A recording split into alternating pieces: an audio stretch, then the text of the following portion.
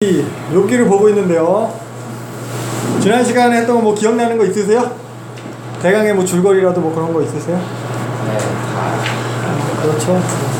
욥기. 그래서 보면은 욥은 지난 시간에 봤을 때 하나님 보시기에 최고로 온전한 사람이었어요. 욥은 온전한 사람이었는데, 근데 하나님이랑 이제 사탄이 어떻게 보면 일종의 내기를 하는 거죠. 그래서 결국 사탄의 주장은 뭐였냐? 욥을 두르고 있는 것들을 갖다 제거하면은 그가 이제 하나님을 욕할 것이다, 그 얘기를 했던 거죠. 그래서 근데 하나님은 그렇지 않을 것이다.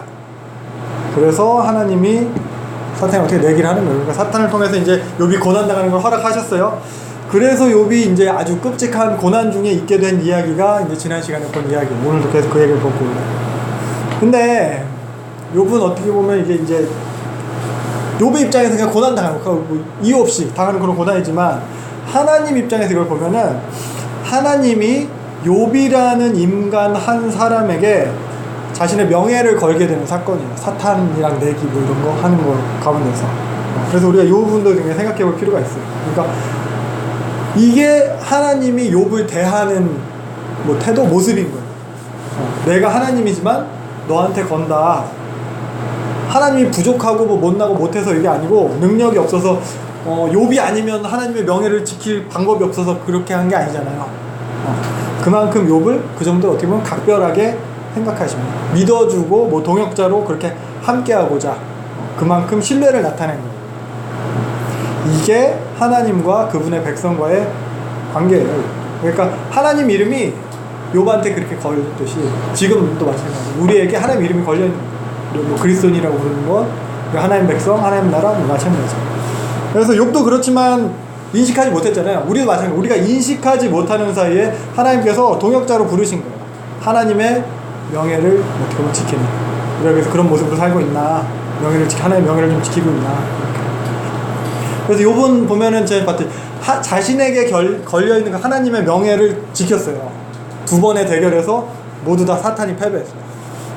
그래서 요 두 번, 첫 번째 시험, 두 번째 시험이 있었는데, 요 두 번이라는 숫자, 요것에 대해서 좀 생각해 볼 수 있을 거예요. 성경에서 숫자 2가 상징하는 게 있잖아요. 신약이든 구약이든 숫자 2가 상징하는 거 증인이에요, 증인. 한 사람은 증인이 될 수 없어요. 두 사람 이상이 증인. 계시록에서도 그래서 두 증인이 나타나요. 숫자 2. 이거는 그래서 두 번이라는 건 확실하다는 거예요. 강조예요, 강조. 그래서 보면은 욥에 대해서 하나님께서 온전하고 이제 넌 정직하고 하나님의 경외하고 악을 떠난 자가 세상에서 없다, 이렇게 욥에 대해서 하나님께서 두 번이나 말씀하셨어요. 1장 8절과 2장 3절에서. 그러면은 욥은 정말 죄가 없는 게 확실하다는 거예요. 요 전제가 처음부터 깔려요. 다 아시다시피. 그리고 사탄은 두 번에 걸쳐서 욥을 갖다 이제 참소를 해요. 사탄이 진짜 나쁜 일을, 악한 일을 꾸미기 확실하다, 그렇게 생각할 수 있고. 그래서 욥이 당한 고난이 두 번 반복돼서 나와요. 욥이 확실하게 망했다는 거예요. 진짜 쫄딱 망했어요. 근데 보면은 하나님은 욥한테 두 번이나 거세요. 사탄이 두 번이 찾아왔을 때 하나님은 욥에게 두 번이나 어떻게 보면 자기의 명예를 이런 걸 거세요. 그러니까 욥에 대한 하나님의 신뢰가 확실하다는 거예요. 그리고 사탄은 두 번이나 졌어요. 사탄은 확실하게 실패한 거예요. 하나님의 명예가 그만큼 확실하게 지켜졌다, 그런 것도 생각해 볼 수 있어요.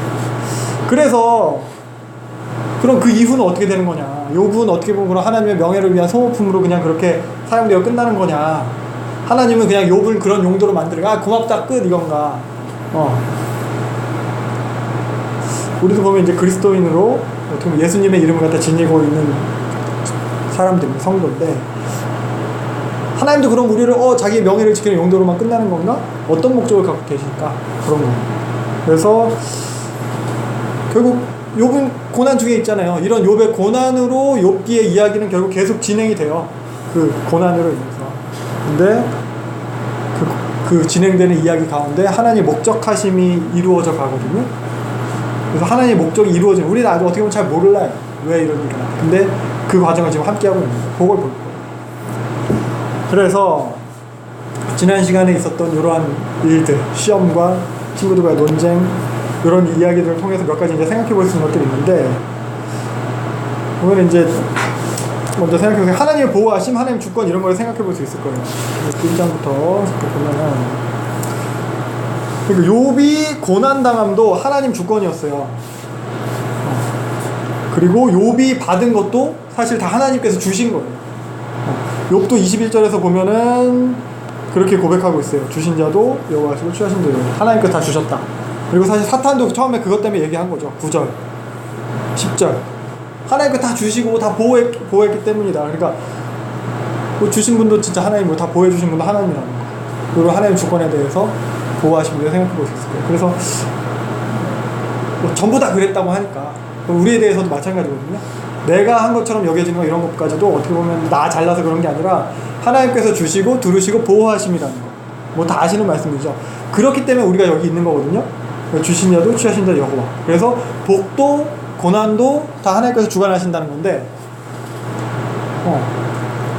그걸 통해서 우리가 이제 하나님한테 이제 감사하게 되는 건데, 그러니까 마태복음에도 보면은 참새 한 마리에 대해서 얘기하면서 떨어지는 것도 하나님께서 한다. 그래서 우리는 참새보다 귀하다 이런 말씀하셨어요. 그래서 여기서 우리가 이제 감사하는 이유가 나 복을 받아서 하나님께서 나 보호하셔서 지금 별 어려움 없이 먹고 살게 해주셔서 감사합니다가 사실 아니라는 거죠. 그러니까 하나님께서 주관하시기 때문에 감사라는 거예요. 고난 중에 있더라도 그게 하나님의 주관하심 안에 있음이 감사라는 거예요. 그냥 하나님께서 막 내비두고 그냥 나 스스로 내가 원인과 내가 혼자 결과를 만들어서 그냥 내 한계 안에서 내가 당하게 그냥 내버려 두시는 게 아니라 주권적으로 목적을 가지고 내 삶에 간섭하고 계신다는 것을 이제 감사한다는 거죠. 잘 되고가 아니라 못되고 싫어 그냥. 고난은 하나님이 주신 거죠. 욥이요? 하나님께서 허용하신 거예요. 하나님께서 허락하신 거예요. 하나님은 그러면은 사탄 핑계를 다 대셨을까요? 사탄이 했으니까 이번 거는 실패, 지금부터 내가 다시 해줄게 이랬을까요? 사용하신 거예요. 네. 쭉 보면서 더 얘기를 할 거예요. 그 부분도. 그러니까 온 세상에 하나님 주권이 미치지 않는 곳은 한 군데도 없어요. 사탄이 하는 일까지도. 그게 아니라면은 욥의 고난은 하나님께서 단순히 자신의 진짜 명예를 위해 사용하신 그것밖에 안 될 거예요. 근데 하나님께서 이걸 가지고도 목적이 있으시는 거예요. 그걸 우리가 봐요. 그런데 보면은 사탄은 또 다른 목적이 있었죠. 사탄. 지난 시간에 욥기 시작하면서 등장했던 사탄, 요 첫 번째 시험, 두 번째 시험 이후로 등장을 하지가 않아요. 이제 2장 이후로는 욥기 끝날 때까지 더 이상 등장하지 않아요. 근데 어떻게 보면 이야기가 시작이 사탄이 막 시비 걸어서 욥의 고난이 시작된 거거든요. 그럼 사탄은 왜 그랬을까? 2장밖에 안 나올 거면서 왜 목적으로? 아까 얘기했듯이 사탄의 목적은 하나님부터 떨어뜨려 놓는 거예요. 떨어져 나가게 하는 거예요. 그러니까 특히 하나님이 지극히 공을 들인 존재에 대해서, 즉 인간에 대해서, 사람에 대해서 하나님과의 관계를 분리시키려는 거예요. 그러니까 사탄은 욥이 막 비참해지고 병들고 막 거지되고 이런 거에 관심 있지 않아요. 욥이 하나님을 욕하고 떠나는 것에 관심이 있어요. 사실 하나님도 이거 마찬가지예요. 욥이 쫄딱 망하고 병들어서 비참한 상태에 놓이게 되는 것은 하나님께는 2차적인 문제예요. 욥이 어떤 상태에서든지 하나님에 대한 신앙을 지키는 것, 이게 하나님께서 최우선적으로 관심을 가지고 계십니다. 우리가 지금 사탄이 공격하는 것도 똑같은 거잖아요. 관계를 끊어버리려고 하나님부터 떨어져 나가게 하는 거죠. 무엇을 이용해서든지. 그 부분을 잘 해요. 오늘 그 부분도 많이 생각해 볼 거예요. 우리가 막 이거는 절대 아니겠지라고 생각하는 것을 통해서도 얼마든지 우리 하나님부터 몰아줄 수 있어요. 아무튼 그래서 사탄은 떨어져 나가게 하는 게 목적이고 하나님은 붙잡아 놓으시는 게 목적이에요. 더 깊이 친밀해지는 거, 이게 목적이에요. 아무튼 2장에서 끝. 사탄은 더 이상 등장하지 않아요. 나머지 42장까지는 뭐냐, 하나님께서 붙드십니다.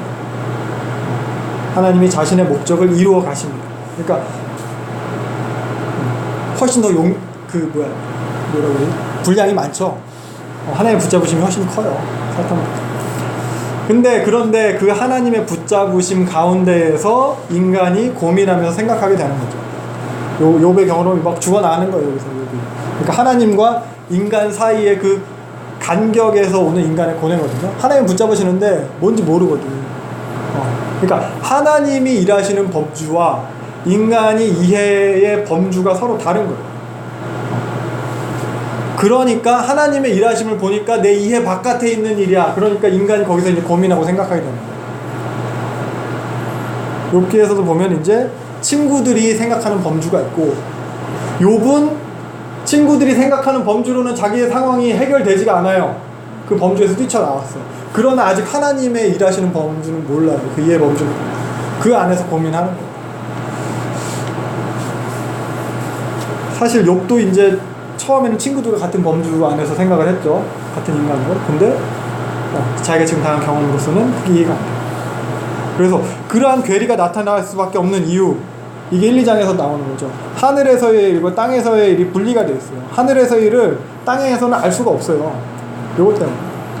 그래서 하늘에서 일하는 그 일을 모르는 인간들, 욥과 친구들, 그 밖에 남은 등장인물들의 입장에서는 악인의 형통과 의인의 고난에 대한 것이 이제 가장 큰 관심사예요. 악인이 진짜 형통하냐? 아닌데 악인은 벌 받아야 되는데 의인은 고난 안 받아. 이게 이제 가장 큰 관심사예요.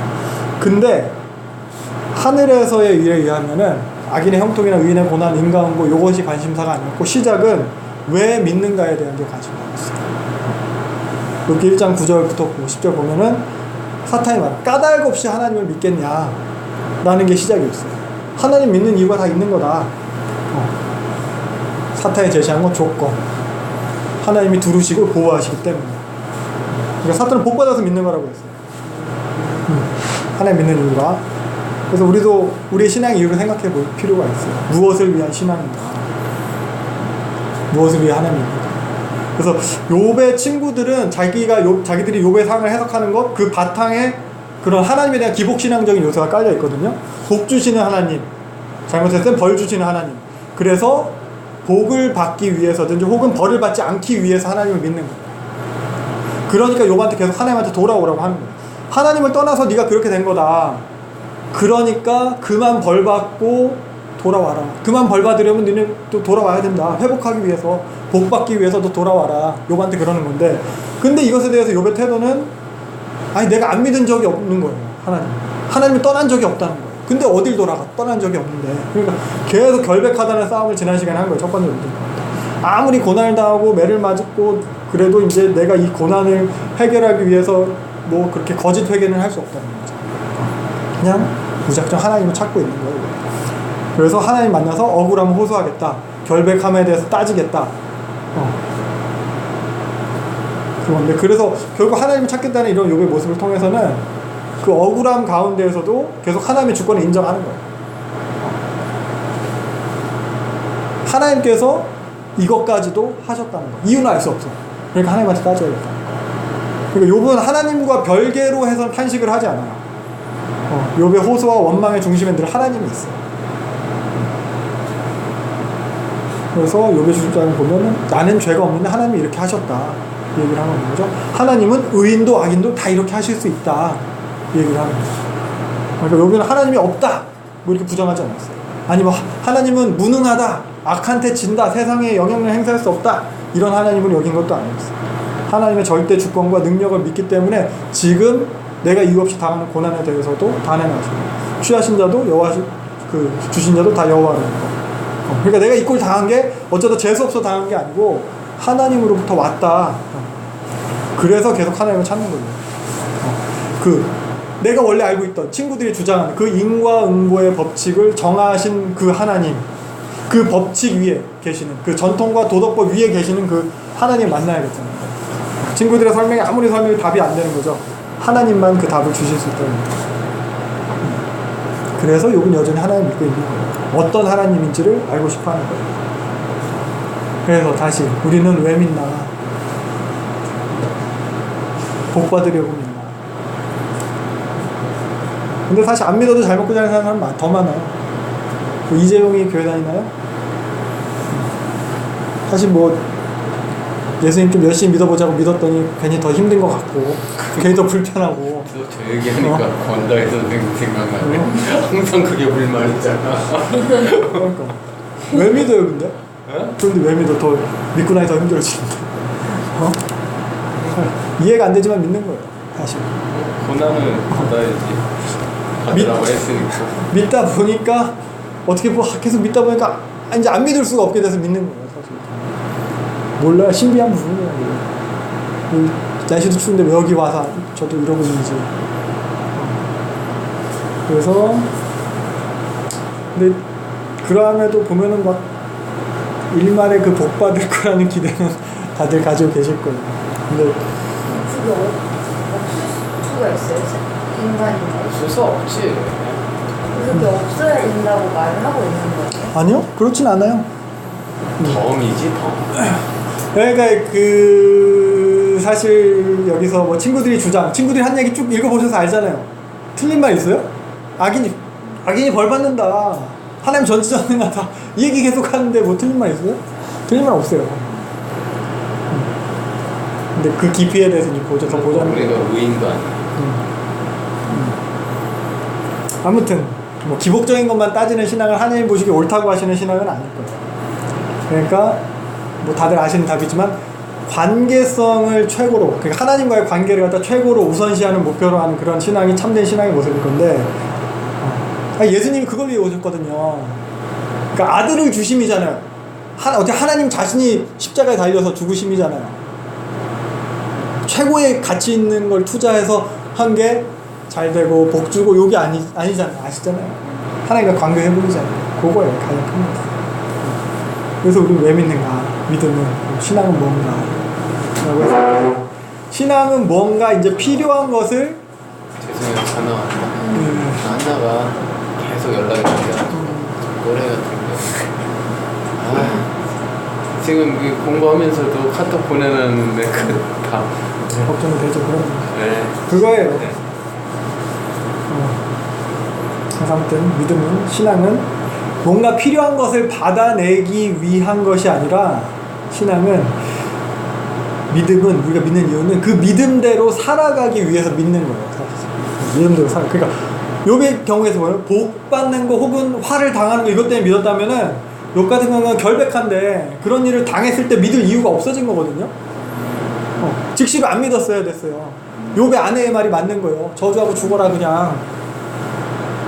그러니까 믿음을 지킬 이유가 없는 거예요. 속은 거야, 욥은. 배신당. 근데 믿는 이유가 살기 위해서 믿는 것이라면, 그러니까 조건이나 환경이나 복과 화와 상관없이 살기 위해서 믿는 것이라면. 그러니까 욥의 모습이 그랬어요. 그러니까 자신의 처한 바로 그 상황에서 하나님을 믿는 자로 존재한 거예요. 자신의 상황과 수준에서 하나님을 믿는 존재로 있었던 거예요. 그 하나님을 믿는 존재가 되어가고 있었어요. 그러니까 욥은 그 상황에서 믿는 자답게 산 거예요. 하나님 믿는 자답게, 하나님의 백성답게. 그래서 우리도 그렇게 성도답게 살기 위해서 믿는 거예요. 믿음이 그렇게 살 힘을 주는 거예요. 그렇게 살도록 능력을 주고 도움을 주는 거예요. 믿음은. 그러니까 믿음이 없는데 우리가 자연적으로 하나님 백성된 존재로 살아야겠다라고 할 수 없거든요. 믿음이 없는데 스스로 하나님을 찾는 인간은 없어요. 그래서 신앙이라는 게 무엇을 받으려고 얻어내려고 믿는 게 아니라 존재가 되기 위해서, 성도라는 존재, 하나님의 백성이라는 존재, 하나님의 자녀라는 존재. 그러니까 복받으기로 믿는 게 아니라 하나님이랑 아까 관계 얘기했죠? 함께하는 존재가 되기 위해서, 함께하는 존재로 있기 위해서 믿는 거예요. 잘되고 복받는 삶, 뭐 그것만이 아니고 하나님이랑 함께하는 삶을 위해서. 그러니까 뭐 보면 이거죠. 하나님을 우리가 뭐 알게 됐어요. 알잖아요. 뭐 다 알긴 못하겠지만 하나님 좀 알게 되면 이제 더 알아야 되는 거죠. 하나님과 함께하는 존재, 더 알아가는 존재가 되는 거죠. 그러면서 하나님과 함께해요. 더욱 하나님과 함께해요. 결국 그냥 그런 함께하는 존재가 되는 거예요. 그러한 존재로 살아가는 거예요. 그래서 욥기에서도 보면은 욥에게 나타난 그런 욥의 그런 실존적인 경험을 통해서 욥이 하나님을 믿는 존재로 살아가는 모습이 나오고 있는 거거든요. 그것에 대해 생각해 보셨어요. 그래서 우리가 욥의 모습을 보고 과연 욥이 그런 믿는 자다운 모습인가, 어떤 존재로 욥이 되어가는가, 그것을 갖다 이제 본문을 통해서 보는 거예요. 그래서 오늘 욥기 15장부터 볼 거예요. 두 번째 논쟁이 이렇게 시작이 되는 건데, 욥과 친구들이 이제 첫 번째 논쟁, 두 번째 논쟁, 세 번째 논쟁 사이클이 3번 반복되잖아요. 그래서 지난 시간에 본 게 첫 번째 논쟁이었는데, 첫 번째 논쟁에서는 욥에 대해서 죄가 있으니까 너 벌 받는 거다, 그러니까 회개해라, 이게 주된 내용이었어요.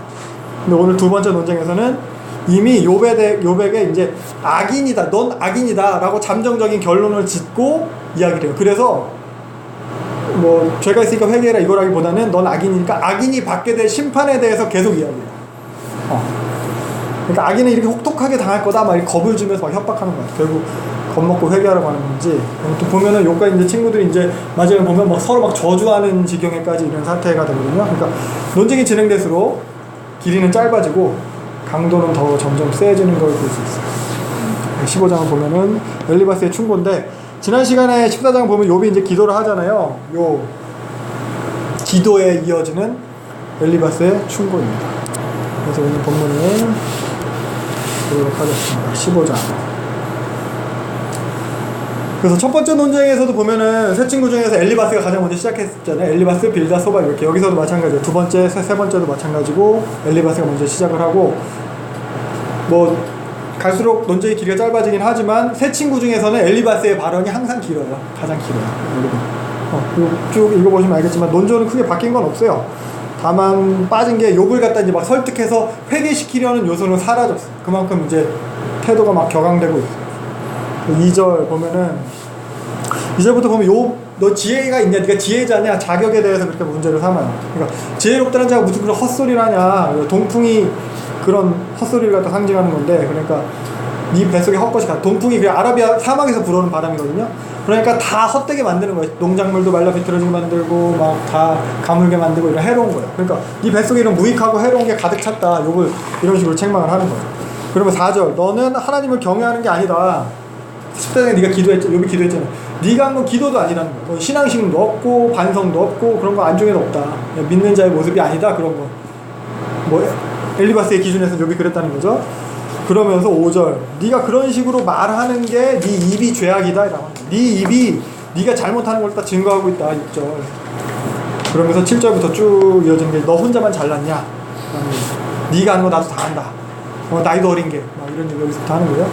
그러면서 이제 결국 자신들을 대하는 자기 새 친구인 자신들을 대하는 욥의 태도를 갖다 여기서 이제 막 책망을 하는 거예요. 그러고서 이어서 이제 하나님을 대하는 욥의 태도까지 이제 책망을 하게 됩니다. 그래서 11절부터 보면은 하나님께서 하시는 게 이제 네 성이 안 차냐 뭐 이렇게 하는 거예요. 불만 가르쳐서 네가 화만 내고 있다. 네가 아무리 그 잘난 척해도 하나님 기준에서 용납될 만한 사람은 없다. 그만큼 이로운 사람은 없다. 그러면서 엘리바스가 계속 얘기하던 대로 17절부터 보면은 조상들로부터 내려오는 지혜를 갖다 알려줄 테니까 잘 들어라. 여기도 나오죠. 14절. 여인에게 사는 자가 어찌 이롭겠냐. 그 당시 여인은 여자라는 것 자체가 부정한 존재예요. 그러니까 인간이란 자체가 어떻게 의도할 수 없다라는 걸, 부정한 데서 어떻게 깨끗한 게 나겠냐, 이거 이 얘기를 하는 거예요. 17절. 그래서 조상들로 되는 지혜를 쭉 이제 설명을 하는데, 그러니까 악인들은 결국 내용이 악인들은 일평생 고통을 당하다가 이룬 것 없이 멸망당할 거다, 이 얘기가 그냥 35절까지 쭉 줄줄이 이어지는 거예요. 그러니까 악인의 패망에 대한 내용, 결국 길게 지루하게 계속. 그러니까 결국 내용은 악인은 반드시 망한다. 네 꼴을 보니까 넌 악인이다, 이런 얘기. 그러니까 이런 악인이 망한다는 얘기인데, 그럼 엘리바스의 말이 틀린 말인가? 물론 지난 시간보다 좀 표현이 과격해지긴 했어요. 근데 결국 그 내용은, 주장은 악인은 벌을 받는다, 하나님은 의로우시다, 이 정도 논리거든요. 그러니까 엘리바스의 이런 논리에 뭐가 문제가 있나 그랬을 때, 아까 시작하면서 얘기했던 하나님의 이해의 범주와 우리의 이해의 범주에 대해서 좀 생각을 해볼 필요가 있어요. 하나님의 이해의 범주와 우리의 이해의 범주가 달라요. 그래서 친구들은 이런 주장을 하는 거예요. 근데 욥은 그런 말로는 자신의 상황이 설명이 될 수가 없는, 이해가 될 수 없는 거예요. 친구들은, 그러니까 하나님께서 욥에 대해서 한 일을 가지고 친구들은 자신의 범주에서만 해석해서 욥한테 제시하고 있으니까 받아들일 수가 없는 거예요. 그러니까 예를 들면 친구들의 이해 범주가 이 정도인데, 하나님께서는 이 이해 범주 밖에서 하나님의 일을 하셨어요. 이걸 갖다 욥이 당한 거죠. 근데 친구들은 욥한테 너 이쪽으로 끌고 들어오는 거예요. 너 이래서 당한 거야. 근데 욥은 잘 이해가 안 되는 거죠. 서로 이해 범주가 다르기 때문에 이해할 수도 없는 거고, 친구들이 이게 하나님이야 라고 해도 실제적으로 하나님을 안 게 아니고 하나님에 대해서 오해하고 있는 거죠. 스스로 오해에 빠진 거죠. 그러니까 이 친구들은 하나님이 욥에 대해서 하신 일을 갖다 이해할 수 없는 거죠. 욥은 여전히 친구들의 해석을 받아들일 수가 없고, 그렇다고 욥 스스로가 이게 하나님의 일이다라고, 하나님이 왜 하셨다라고 이해할 수 있는 실력이 있는 것도 아니에요. 그러니까 사실 하나님만 아는 거예요. 하나님만 자신이 하신 일을 갖다 충분히 이해하고 있는 거예요. 자신의 목적과 뜻을 가지고 욥에게 행하신 거거든요. 그래서 하나님이 욥에게 행하셨어요. 그럼 욥은 이해를 하지 못해요? 친구들도 여기 있어요. 근데 하나님이 이해하고 있지 못한 욥에 대해서 여전히 이 수준에 머무르도록 내비두지 않으신다는 거예요. 여기에 있는 것도 원하지 않으신다는 거예요. 여기 그냥 머물러 있는 걸 용납하지 않으세요. 그래도 이 정도 수준에 머물러 있어 하고, 아니면 너 이해하지 못해도 돼, 이 정도만 하고 있어 하고, 이 수준에 그냥 머무르는 걸 하나님이 받아들이지 않아요. 사실 이거 우리에 대해서도 마찬가지예요. 그러니까 하나님은 우리가 그저 그냥 우리 스스로의 신앙의 수준의 그런 이해 범주에 머무르는 것을 방관하지 않으세요. 하나님께서 그래도 그 정도면 괜찮아, 그 정도면 많이 아는 거야, 그 정도면 신앙도 괜찮아 하면서 적당히 타협하지 않으시는 거예요. 예를 들면 막 이제 부모가 이제 자식을 키우는데 다 뭐 키우시니까 보면 이제 어렸을 때는 막 그냥 애가 뭐 잘 모르잖아요. 알아봤자 얼마나 알겠어요. 그냥 그 정도 수준인데, 부모가 그 수준에 머무르는 걸 갖다 용납하는 부모가 어디 있겠어요. 예를 들면 지혜가 그냥 제일 좋아하는 게 껌인데, 그렇죠, 껌을 잘 못 씹게 하죠. 껌인데 난 껌이 제일 좋다고, 난 껌파리를 할 거라고, 학교도 안 다닐 거라고, 이게 세상 최고로, 엄마 아빠 나한테 밥 3끼만 주세요, 더는 필요 없어요, 이러고 있으면 그래 너 훌륭하다, 네가 벌써 네가 그런 생각을 하다니, 이러겠어요? 정신 차리고 공부하고, 그럼 학교 다니라 막 건우가 나 대학 안 간다고 앵벌이 하겠다고, 교회 앞에서 껌파 하겠다고 이러고 있으면 너 훌륭하다, 그래 부모 걱정 덜어줬다, 이 새끼 미쳤냐, 공부를 하시 딴 생각 좀, 이러지 않겠어요? 그거예요. 그러니까 하나님도 우리를 그 수준에 내버려두지 않으시는 거예요. 더 높은 수준으로 우리의 이해의 범주를 깨고 나와서 하나님의 이해의 범주까지 끌어올리시려는 거예요. 더 높은 가치를 추구하게 하시는 거예요. 욥의 고난을 통해서 그런 인과응보나 도덕률이라는 그 기본 틀이죠. 그걸 깨고 나오게 하시는 거예요. 그러니까 신명기에도 나타나는 그 독수리가 그 새끼가 날 때가 되면은 둥지를 갖다가 막 이렇게 막 흔들고 뒤집어 엎고 막 그래가지고 새끼를 갖다 떨어뜨리거든요. 둥지 밖으로 밀어내거든요. 둥지에 있는 그런 자기 깃털 갖다 했던 솜털 이런 거 다 그냥 끄집어내고 까칠까칠하게 그렇게 만들고 막 그렇게 한대요. 그럼 새끼는 뭐 미치겠죠. 엄마 갑자기 왜 이러나, 날 떨어뜨려 죽이려고 하나. 근데 그게 아니잖아요. 그러니까 우리도 마찬가지예요. 사실 전부라고 여기던 그게 있을 거예요. 그게 깨어질 때 사람은 사실 고민하게 되고 또 더 잘하게 되는 거죠. 그리고 다 살아오시면서 그런 경험들이 있으셨을 거예요. 내가 정말 중요하게 생각하고 전부라고 생각하고 이건 정말 옳은 거더라고 생각했던 것들, 뭐 친구일 수도 있고, 혹은 뭐 건강이 그런 거, 돈이 그런 걸 수도 있겠죠. 혹은 사실 가족일 수도 있어요. 가장 가치 있는 거라고 생각했던 그런 것들. 근데 그 틀을 깬 걸로만 끝나서는 안 된다는 거죠. 더 깊은 이해의 범주, 더 고급한 틀로 가야 된다는 거죠. 우리가 당연하다고 여기던 것들, 옳다라고 여기던 것들, 뭐 교회에서도 마찬가지예요. 교회 전통이나 혹은 고정관념, 이런 것들이 깨질 때 하나님에 대한 새로운 차원의 이해가 시작됩니다. 그러니까 새끼 독수리가 떨어지지만 둥지 밖으로 쫓겨나지만 날기 시작했을 때 새로운 세계가 펼쳐지는 것처럼 성경에서 계속 이런 게 사실 반복되고 있는 거고, 우리가 익숙해서 그게 그런가 보다 하는데 아브라함이 그랬어요. 사실 아브라함을 부르신 것도 그런 이해의 틀을 깨는 거거든요. 갈대아 우르에서 우상이 많은 동네에서 아브라함을 부르신 거예요. 그리고 사실 뭐 이삭을 바치면서 아브라함에겐 그게 그랬죠. 이삭 의심하지 않았을 거예요. 왜냐면은 자기는 줄 수 없다, 나는 가질 수 없다라고 했는데 하나님이 약속하셔서 약속대로 하나님이 주신 아들인데 그걸 갖다 하나님 다시 주기라고 하니까. 근데 그것이 깨질 때, 하나님한테 바치고자 순종했을 때 하나님에 대한 더 깊은 이해 차원으로 아브라함이 들어가게 되는 거거든요. 죽은 자도 살리실 수 있는 하나님이 되는 거거든요, 아브라함에게 있어서. 그리고 그 다음에 있었던 사건, 출애굽 사건도 사실 그랬어요. 400년 동안 애굽에서 종으로 살았어요. 우리는 종이에요. 벽돌 지으면 되고 계속 종이었어요. 근데 종이라는 그 틀이, 자신들이 당연하게 생각했던 노예라는 그것이 깨어졌을 때 하나님에 대해, 그리고서 이제 순종해서 출애굽했을 때 하나님에 대한 새로운 이해가 시작됩니다. 바벨론 포로도 마찬가지예요. 이 사람들한테 다윗 언약, 성전 신앙 이거는 절대 깨어질 수 없는 거였어요. 절대적인 거였어요. 하나님 미쳤지 이거였어요. 근데 그게 깨어졌을 때 선지자들을 통해서 나타났듯이 하나님에 대한 더 깊은 이해로 들어가는 거예요. 예수님에 대한 것도 사실 마찬가지예요. 그들이 당연히 여기는 메시아 신앙, 다윗 왕조, 로마 정권으로 물리치고 뭐 그런 것들, 그게 깨어졌을 때 나무에 달려 죽은 저주받은 그 메시아를 통해서 하나님에 대한 더 깊은 이해로 들어가는 거예요. 사실 베드로도 그걸 경험했고 바울도 그랬어요. 그래서 이렇게 성경에서 구속사의 차원에서뿐만 아니라 이렇게 어떻게 보면 아까 말씀드린 우리 각자 개인의 차원에서도 마찬가지로 우리가 이제 당연하다고 여기던 것들, 그러한 틀, 안정감, 울타리, 우리의 이해 범주기에 깨어졌을 때 우리로서는 어떻게 보면 이거 도대체 왜? 도저히 이해할 수 없는 그 상황을 통해서 우리가 하나님에 대한 이해가 깊어지는 거죠. 하나님과 더 친밀하게 되어진다는 거예요. 그 영광으로 나아가게 된다는 거예요. 사실 보면 예수님도 그러셨어요.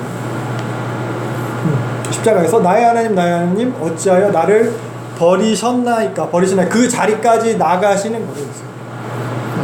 그거 되게 엘리 네, 그거예요.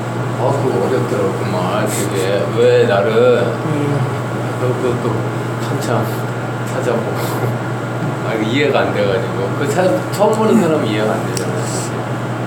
그렇죠. 뭐 자꾸 봐도 이해 안 돼요, 사실.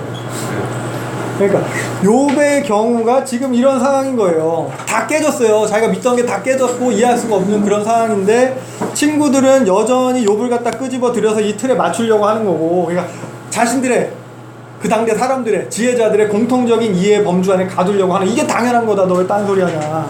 욥은 그 틀을 깨고 나오려는 중이고, 그러니까 새 친구들에게 있어서는 이 틀, 권선징악, 인과응보, 요 틀이 하나님이었어요. 하나님.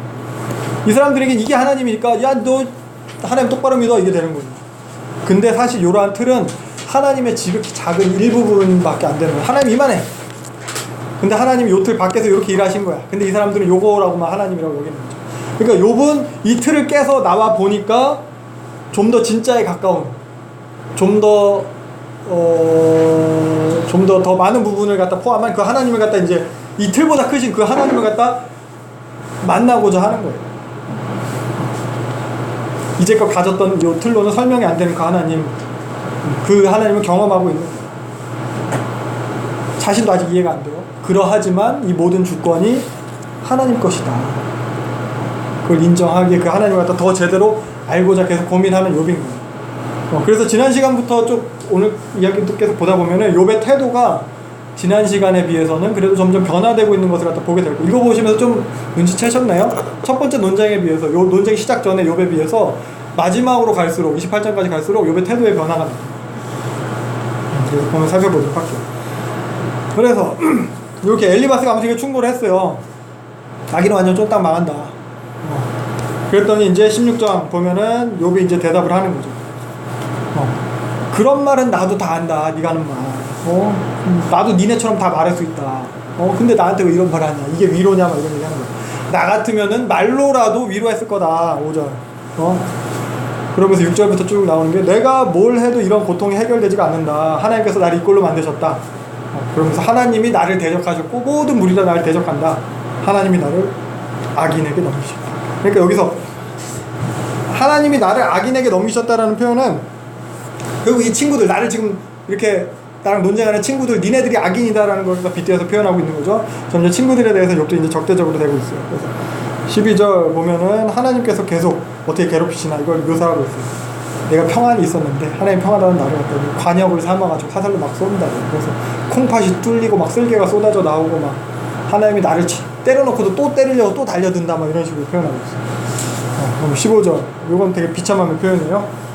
그러니까 배옷이라는 게 뭐 우리나라도 그렇지만 장례식 때 입는 거고, 슬픈 일을 당했을 때 뭐 전통적으로 그렇게 입는 건데, 그 배를 그냥 피부에 꿰맸대요. 항상 나는 배옷인 거야. 24시간 365일 배옷. 그러니까 지극한 슬픔, 그 슬픔의 상태를 내가 이제 벗어날 수 없다. 그렇게 평생을 보낼 거다. 그런 표현인 거죠. 자기가 이렇게 뭐 그런 개망신, 뭐 이런 수치와 굴욕을 당하고 있다는 거죠. 그래서 16절 보면은 그러한 애통의 끝에 내가 이제 죽음 앞에 와 있다. 근데 이렇게 죽음 앞에 와 있는데도 17절 보면은 그러함에도 나는 이제 불의를 행한 적이 없고 정결하게 기도하고 있다는 거예요. 지금 그러니까 앞장에서 엘리바스가 네 입이 죄악이다라고 했던 것에 어떻게 보면 반박하는 거라고 볼 수 있어요. 내가 그러니까 욥이 하나님에 대해서 원망하면서 드린 기도에 대해서도 욥은 떳떳하다는 거예요. 부끄러움이 없다는 거예요. 욥 스스로는 내가 믿는 자의 모습으로 하나님 앞에서 존재했다 이걸 얘기하고 있는 거예요. 그래서 18절 보면은 땅에 대해서 자기 억울함과 호소를 갖다가 이제 없애거나 소멸하지 말아달라고 이야기하고 있어요. 요거는 창세기에 나타난 요 아벨의 피를 갖다 땅이 이렇게 막 호소했던 것에 대해서 빗대어서 이야기하는 거라고 있어요. 땅이 자기에 대해서도 그렇게 억울함을 갖다 호소해 달라고.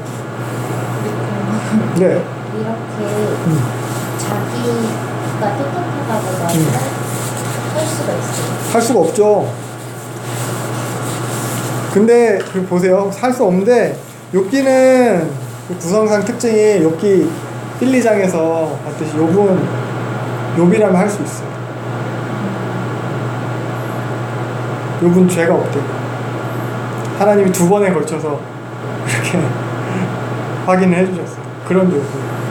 물론 그러함에도 하나님 앞에서 뭐 피조물일 뿐인 인간이 정말 하나님보다 더 의로울 수는 없죠. 근데 하나님이 인정해 주신다는 거죠. 욥에 대해서. 근데 인간은 다 죄인이죠. 그렇죠. 하나님이 의롭다고 하시는 건 이유가 뭔데 자기가 죄가 없다고 그렇게 그러니까 욥의 그런 태도는 어떻게 보면 또 그럼 잘못된 것일 수도 보일 수도 있을 것 같아요. 근데 아까 말했듯이 일단 시작할 때 욥기의 시작에서 전제는 욥은 온전한 사람, 세상에서 가장 온전한 사람. 그리고 또 아직까지도 욥의 생각도 그렇지만 친구들의 생각도 그렇고 권선징악과 이제 인과응보의 틀에서 이제 벗어나지 못하고 있는 거거든요. 그러니까 욥의 입장에서는 나는 정말 죄를 짓지 않았고 뒤에 보면 또 욥이 나와요. 그래 다 죄가 있다 치자. 그렇지만 죄 없는 사람이 어딨냐? 내가 이럴 만큼 죄 짓진 않았다. 뭐 이런 얘기까지도 하거든요. 그러니까 이 욥기에 나오는 뭐 지혜문학이 또 그렇겠지만 욥기에 나오는 것 글자 하나하나 문장 하나하나가 다 이게 성경에 나오는 게 다 진리다라고 할 수 없는 거죠. 물론 뭐 하나님의 성품에 빗대어서 어긋나지 않는 것에 대해서 우리가 그렇다 하고 받아들일 수 있겠지만 지금 이것은 하나님께서 하신 말씀이 아니고 욥이 한 거기 때문에 그런 것들을 또 감안하고 볼 수 있을 것 같습니다. 아무튼 욥은 여기서 그래서 그 엘리바스의 발언에 대해서 대답하는 중, 나 진짜 결백하다. 니네들이 그렇게 말하는 것만큼 난 잘못한 게 없다. 그러니까 19절 억울하다는 거 욥이 그래서 하나님만이 결국 내 증인 되시고 변호자가 되실 거다. 친구들이 나를 이렇게 친구들마저도 나를 조롱하는 이런 상황 속에서 20절 그래서 나는 눈물로 하나님만 바라본다는 거예요. 그러니까 결국 욥은 그래서 계속 하나님만 구하는 거예요. 억울하니까. 그래서 17장 넘어가면 이제 욥이 얘기해 1절 죽을 일만 남았다는 거예요. 계속 눈에 보이는 거라고는 나를 그렇게 화나게 하는 니네들밖에 없고 나한테 도움을 줄 자는 그래서 하나님밖에 없습니다 라는 표현이에요. 그래서 3절 이게 내게 담보물을 주세요. 그러니까 담보물을 잡는 것, 담보물을 잡아두는 것은 그 우리나라도 그렇지만 고대 근동지방에서 일반적인 관습이었거든요. 그러니까 빚을 진 자가 내가 빚 받겠어요. 전당포에 물건 잡히듯이 그렇게 빚 갚겠다라는 보증으로서 그렇게 주는 거였어요. 담보물을. 근데 여기서도 하나님한테 담보물을 달라는 것은 어떻게 보면 하나님 나한테 빚졌나? 그죠. 그러니까 하나님께서 자신에 대해서 도와주시겠다는 증거물로서 확실한 보증으로서 확실한 징표로서 그걸 구하는 거예요. 그러니까 날 도와줄 사람이 하나님밖에 없으니까 욥의 생각에는 친구들은 다 날 대적하고 그러니까 하나님한테 그 징표를 달라고 하나님 어떻게 확신 속에 하나님께서 도우실 거라는 확신 속에서 이런 얘기를 또 하는 거죠. 그러면서 4절부터 보면은 거의 이제는 뭐 친구들에 대해서 이제 서로 뭐 저주하는 수준이에요. 그래서 보면은 뭐 자기 친구를 갖다 비난하는 자는 그의 자손들이 눈이 멀 거다. 5절 이게 뭐 나타나는 거. 그러니까 니네가 의로운 척 하면서 나를 갖다 그렇게 정죄하는데 니네 자식들이 다 눈이 멀 거다 하고 친구들한테 이 얘기를 하는 거잖아요. 그러면서 또 6절 보면은 하나님께서 자신을 갖다 이제 백성의 하나님의 나를 이렇게 비참한 처지가 되게 하였다. 그래서 그러나 나는 끝까지 힘을 내서 나의 이 길을 가겠다. 9절이 그런 표현. 하나님이 나를 비참하게 하셨지만 난 끝까지 내 길을 가겠다. 그런데 10절 너희에게서 지혜를 찾을 수 없다. 그러니까 나는 끝까지 내 길을 갈 거고 니네들 말에는 수긍할 수 없다. 이 얘기를 하는 거예요. 그러니까 어떻게 보면 욥은 친구들이 계속 이렇게 막 화나게 하니까 이 오기로 더 버티고 있는 것 같기도 해요. 계속 싸우려고. 그래서 여기서 생각해 볼 수 있는 것은 욥은 모든 영역에서 하나님 주권을 인정해요. 다 하나님께서 하신 일이라고 인정을 하고 있어요. 자기에게 일어난 고난뿐만 아니라 4절 보면은 친구들이 맑게 못 알아듣는 깨닫지 못하게 하시는 분도 하나님이라는 거예요. 그래서 욥은 자신이 처한 모든 그 현실을 하나님의 행하심을 통해서 이해하려고 했어요. 그래서 이 모든 상황의 해결도 그러니까 하나님한테 있다는 거예요. 그걸 확신하고 그래서 계속 하나님한테 나아가는 거예요. 그러니까 나의 어떠함으로 해결하려고 하는 게 내가 그럼 회개하면 해결되나 하고 해결하는 게 내가 더 착하게 하면 해결되나 이게 아니고 하나님이 해결하실 수 있다. 11절 욥의 독백이 쭉 이어집니다. 내 날은 다 끝났다. 친구들은 다 헛소리한다. 나는 수올이 내 집이 되기를 원한다. 수올 13절의 수올은 사후세계를 뜻하는 거예요. 죽은 자들의 거처를 뜻하는 거예요. 지옥과는 좀 다른 개념이에요. 그러니까 지옥은 형벌의 개념이 들어있거든요. 수올은 형벌의 개념이 약해요. 그래서 그냥 무덤이라고 번역되기도 해요. 그냥 무덤. 그러니까 천국이나 지옥 이걸로 나뉘는 게 아니고 뭐 물론 죽음 자체가 슬픈 거긴 하지만 수올에 간다 했을 때 잘못해서 벌 받는다 이런 악인이 벌 받아서 수올에 간다거나 이런 건 아니라는 거예요. 그래서 구약에서 형벌의 개념이 있는 것은 아바돈이 있어요. 아바돈. 수올보다 더 깊은 구덩이라는 뜻이거든요. 그러니까 가둬둔다는 개념이 아바돈에는 있어요. 수올은 사후세계. 그래서 계시록에 나타나는 그 무적행을 갖다 이 아바돈의 개념이라고 써요. 그래서 계시록 9장 11절에 보면은 뭐 악한 무리들에 대한 그런 얘기를 하는 거예요. 그들에게 왕이 있으니 무적행의 사자라. 히브리어로는 아바돈이요. 이게 아바돈이에요. 헬라어로는 아볼론이 뭐 아무튼 그래서 수올은 그냥 말 그대로 그냥 저 세상이에요. 누구나 다 때가 되면 가는 곳이에요. 그러니까 본문은 내 희망 욥은 그래서 본문에서는 내 희망도 수올로 내려간다. 내 희망도 저 세상으로 간다. 이 얘기를 하는 거예요. 그러니까 차라리 난 차라리 죽기를 바라는데 죽기를 바라는 나에게 소망이 없다. 죽으면 다 끝이다. 뭐 얘기하는 거예요. 그런 얘기를 하니까 이제 18장 보면 이제 빌닷이 충고를 합니다. 두 번째 친구가 나타났어요. 첫 번째 논쟁에서랑 비슷한 방식의 표현을 갖다 계속 생각을 하고 사용을 하고 있어요. 보면 언제까지 그런 말 계속 할래? 이전 그 정신 차리고 우리 말 좀 들어라. 너 왜 욥 너는 왜 우리 왜 어리석은 짐승 취급하냐? 네가 그렇게 4절 아무리 울분을 터뜨려 봤자 변하는 건 없다. 이제는 서로 이제 대놓고 막 비난하는 수준이에요. 첫 번째 논쟁처럼 설득해서 논리적으로 막 설명을 해서 이렇게 뭐 회개하도록 하게 하는 그런 거는 별로 안 보이고 그냥 악인의 멸망에 대한 얘기만 쭉 얘기를 하고 있어요. 5절부터 악인은 이라고 시작하면서 빚도 없고 올가미에 빠지고 되는 일 하나도 없고 재난과 질병 속에서 그런 불명예 가운데 죽을 거다. 그 얘기를 쭉 하는 거예요. 그러면 14절 보면 여기 뭐 공포의 왕에게로 사로잡혀가고요. 공포의 왕이라는 표현 그 메소포타미아 신화에 의하면 죽음의 신 모트가 있어요. MOT 모트가 있는데 모트 자체를 갖다가 이제 공포의 왕이라고 표현을 했어요. 공포를 모트라는 그 죽음의 신이 통솔하는 거예요. 공포는 군대인 거예요. 모트가 통솔하는 군대. 그래서 여기서도 결국 이 공포의 왕에게 잡혀간다는 것은 당시 이제 문화를 반영하는 표현인 거죠. 결국 죽음에 대한 너 죽는다 이 얘기예요. 그래서 19절 악인은 그래서 자손도 후계자도 없이 그냥 그렇게 될 거다. 한 사람도 없을 것이다.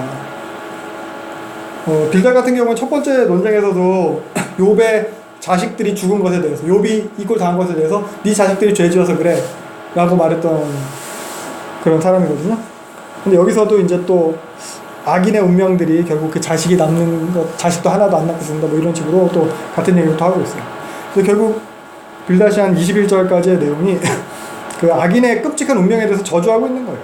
악인의 말로에 대해서 이야기하는 거예요. 왜 욥에게 이런 얘기를 했냐. 욥이 악인이라는 거죠. 욥을 악인 취급하는 거예요.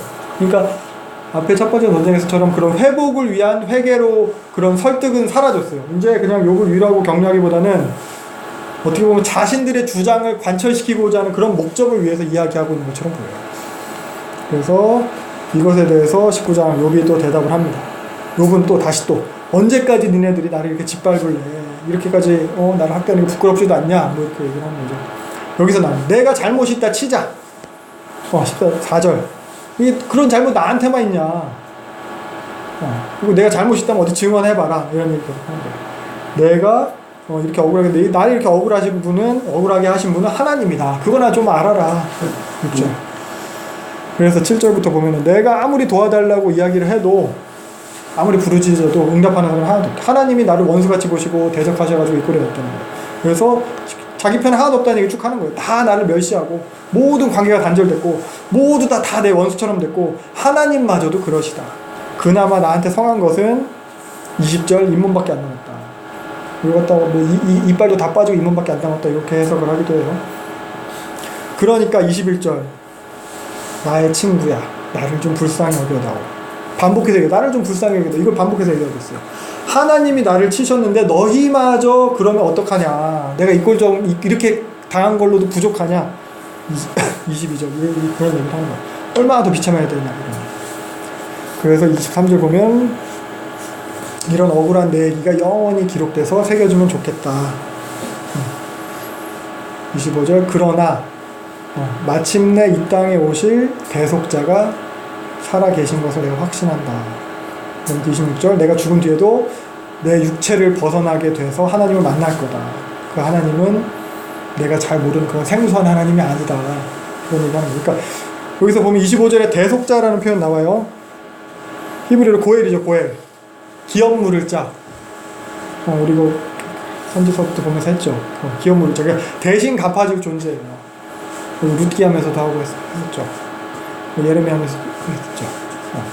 그러니까 결국 이 대속자, 메시아에 대한 고백이거든요. 그러니까 욥은 하나님이 자신의 대속자라고 고백하는 거예요. 하나님이 나의 억울함을 갚아줄 사람, 갚아줄 존재. 그러니까 이게 메시아 신앙의 원시적인 형태라고 볼 수 있어요. 구약에 나타나. 그리고 또 26절은 죽은 이후에 하나님 만날 거다. 이것도 역시 원시적 부활, 원시 부활 신앙이에요. 그러니까 당시로서는 모세오경만 가지고서는 사실 당시로서는 부활에 대한 개념이 그렇게 별로 있지 않았어요. 그러니까 살아있는 상태로서의 받는 복과 살아있는 상태로서의 받는 화였지 죽은 이후에 받게 되는 응보의 개념은 별로 없었어요. 그래서 예수님 시대에도 사두개인들은 제사장이랑 사두개인들은 모세오경만 믿잖아요. 그 사람들 어땠어요? 부활도 천사도 믿지 않았다고 이야기하고 있어요. 그러니까 이 당시에도 마찬가지예요. 구약이니까 아브라함 시대니까 이생에서의 복과 화요. 근데 여기에 그런 원시적인 부활 신앙이 나타납니다. 그럼 27절의 고백은 하나님에 대한 친밀함, 하나님을 하나님에 대한 그런 본인 신앙에 대한 확신을 갖다 이렇게 그런 갈망을 갖다 표현하고 있는 거고요. 28절 그러면서 28절은 친구들의 태도에 대한 욥의 해석이죠. 정확한 해석이에요. 이런 일의 원인이 욥에게 있다. 어떻게 욥을 더 혼낼 수 있을까? 친구들이 그런 궁리를 하고 있다는 거예요. 그런 궁리를 하는 너희는 심판받게 될 거다. 이렇게 욥이 이야기를 마치니까 20장 소발이 충고를 시작합니다. 너한테 그런 모욕적인 말을 들어가지고 내가 마음 상태가 도저히 참을 수가 없다. 내가 얘기 좀 해야겠다. 시작을 해서 4절부터는 쭉 이제 이야기하는 게 네가 옛날부터 전해드려온 우리 조상들부터는 그런 지혜를 모르자 하면서 악인은 잠깐만 있다가 사라진다. 아무리 잘 되는 것처럼 보여도 영원히 망하게 된다. 잠깐만 잘 되고 그러면서 악인에 대해서 그런 저주스러운 결말을 갖다 길게 쭉 묘사해. 그거예요. 새로운 내용이 없어요. 악인은 피할 수 없다. 완전히 망한다. 그런 얘기예요. 쭉. 새로운 것도 없어요. 그 중에 특히 26절 같은 경우가 그냥 욥에 대해서 더욱 염두에 둔 표현이다라고 생각할 수 있는 게 사람이 피우지 않는 불의 재앙을 당한다. 악인은 그렇다는 거죠. 근데 욥이 그랬어요. 1장 16절에 보면은 하늘에서 불이 떨어져가지고 그냥 확 당했어요. 사람이 피우지 않고. 네가 이렇게까지 당하고 넌 진짜 악인이 분명하다. 이게 네가 죄가 있다는 증거다. 이런 거. 그러면서 29절 이게 악인에게 하나님께서 반드시 받도록 정한 것이다. 욥의 상황에 대해서 욥의 태도에 대해서 해석해가지고 그렇게 얘기하는 것이 아니고 그러니까 욥한테 이렇게 해야 돼 해결책을 제시하는 게 아니고 그냥 악인은 완전히 망한 게 확실하다 이 얘기만 하고 대놓고 그냥 욥에 대해서 악인이다 너 죽어야 된다 저주하는 중이다 네가 이렇게 악인이다. 그러니까 21절 또 욥이 대답하죠. 이번 장에서 21장에서는 욥이 친구들의 그 인과응보 주장에 대해서 정면으로 반박을 해요. 2절부터 보면 내 말 좀 먼저 들어봐라. 내가 먼저 말 좀 하자. 뭐 이렇게. 그래서 사실 내가 이렇게 원망하는 게 사람들 들으라고 니네들 들으라고 원망 쏟아내는 게 아니다. 지금 하나님한테 하려고 하는 거죠. 그러니까 그러면 친구들한테 내 처지를 봐라. 뭐 되게 끔찍한 자기 얘기를 하는 거예요. 생각만 해도 나도 이제 벌벌 떨린다. 6절. 그러면서 자기 말 잘 들어달라고. 7절부터 보면은 인과응보에 대한 반박이 시작이 되는 거예요. 악인도 잘 먹고 잘 산다. 현실이 그렇다. 그 후손도 잘 산다. 그 가축도 잘 살고 죽을 때도 악인은 고통 없이 죽는다는 거예요. 13절이 그거예요. 행복하게 지내다가 막 끙끙 앓다가 막 병 걸려가지고 고생하다가 막 똥칠하다 이렇게 죽는 게 아니고 그냥 쓱 죽는다. 그런다. 악인들이 그렇다는 거예요. 실제로. 14절. 그래서 그렇게 악인들이 그렇게 잘 먹고 잘 살고 복 받는다고 해서 악인들이 하나님을 다시 경외하게 되냐? 아니라는 거예요. 그렇게 복 받았으면서도 하나님 알기는 바라지도 않고 하나님을 멸시하고 그렇게 말한 악인들이 있다는 거예요. 문제가 없고 형통하니까 하나님을 더 안 찾겠죠. 찾을 필요도 없고. 그러나 그렇게 근데 욥이 자기는 그걸 바라진 않는데 16절이 그거예요. 악하면서도 그렇게 잘 사는 그 악인들의 방법은 내가 원하는 방법이 아니라는 거예요.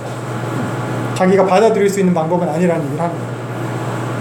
그리고 17절부터 쭉 나타나는 이어지는 내용은 좀 약간 뭐 번역이 논란이 될 수는 있겠지만 결국 내용은 악인의 번성에 대해서 이게 토로하는 거거든요. 17절 보면 하나님이 악인을 망하게 한 것이 몇 번이나 있었냐 그런 얘기 쭉 하면서 악인들이 그렇게 뭐 망하긴 하겠지만 그 자신들을 위해서 그 죄악을 그 쌓아뒀다 뭐 이런 얘기는 별로 이제 뭐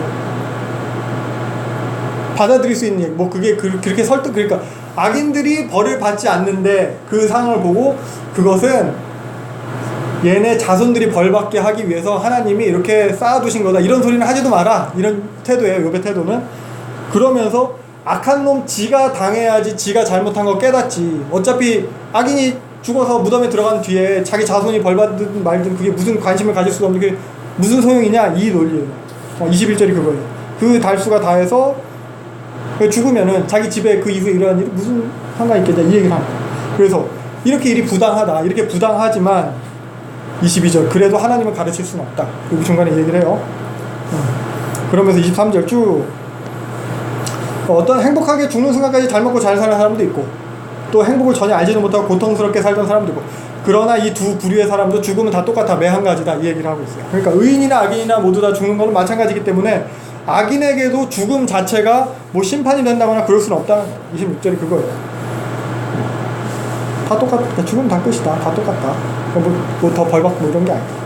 그러면서 27절 나를 악인으로 몰고 가려는 니네 속셈은 다 안다.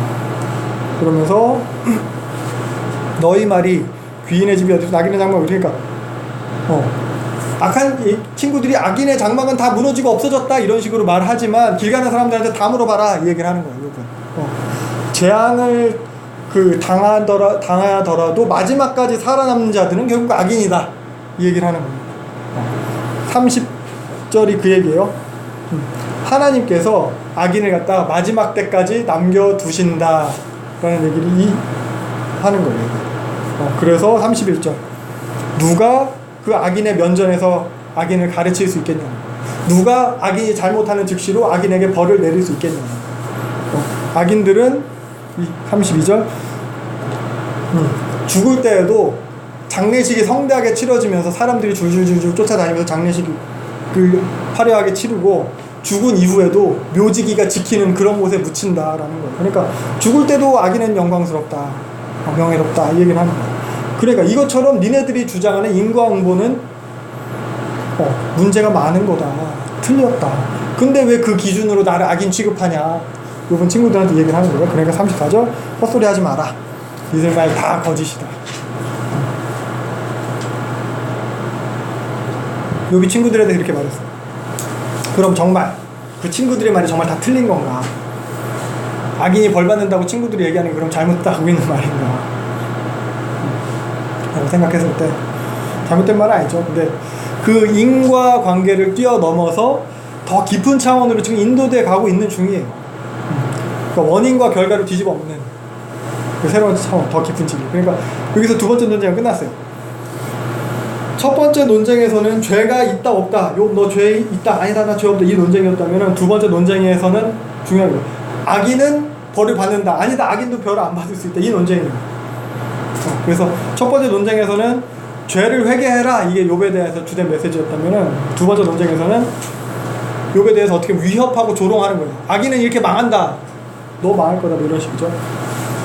이게 두 번째 논쟁이에요. 그럼 세 번째 논쟁에서는 이제는 세 번째 논쟁에 들어가게 되면 하나님의 어떠하심에 대해서 이제 서로 주장을 해요. 양은 세 번째 논쟁을 앞에 논쟁들에 비해서 그 3분의 1로 줄었어요. 내용도 사실 읽어보면 또 새로울 것도 별로 없어요. 앞에 주장 반복들이에요. 그래서 그런지 이번에는 세 축구 중에 소발의 말은 아예 등장을 하지도 않아요. 그래서 22장 넘어가면은 다시 또 엘리바스가 먼저 나타나죠. 정죄하는 발언을 해요. 사실 첫 번째 발언과 엘리바스의 그 첫 번째 발언과 엘리바스의 두 번째 발언은 종합판이에요. 새로운 내용이 없어요. 2절 보면은 사람이 무엇을 하든지 하나님한테 어떤 유익도 뭐 해도 뭐 끼치지 않는 하나님한테 뭐 그런 별로 될 게 아닌 존재다 이런 얘기를 하는 거죠. 그러면서 쭉 책망이 이어지는데 엘리바스는 이미 욥의 이런 상황을 하나님이 책망하심이다, 하나님의 심판을 받은 거다라고 결정을 해놓고 이야기를 시작을 해요. 4절부터 네가 이렇게 하나님의 책망당하게 된 이유는 네가 경건해서 그런 거겠냐? 아니다, 네가 죄악 때문이다. 네 죄악이 엄청나기 때문에 네가 지금 엄청난 이런 꼴을 당한 거다라면서 욥의 죄악에 대한 설명이 쭉 이어져요. 근데 사실 억지예요. 억지 써서 욥을 갖다 정죄하는 거예요. 그러니까 뭐 하나 걸려라고, 털어서 먼지 안 나는 사람 없다고 이런 식의 뭐 화풀이하는 싸움이에요. 그래서 네가 이런 식으로 못돼 처먹어서 지금 네가 이 꼴 당한 거다. 그 얘기를 하는 거예요. 그러면서 12절 보면은 욥에 대해서, 욥이 한 말에 대해서 다시 이야기하는 거예요. 네가 하나님은 어떻게 하늘에서만 거할 뿐이지 제대로 아는 게 없다. 뭐 이런 식으로 어떻게 하나님한테 네가 얘기하냐. 언제까지 네가 그렇게 악인의 길을 고집할 거냐. 악인은 망한다. 망하면서도 하나님에 대해 상관없이 교만한 말을 한다. 근데 18절 이런 악인들에 대해서도 하나님의 복은 주시는데 본인도 어떻게 엘리바스를 인정을 했어요.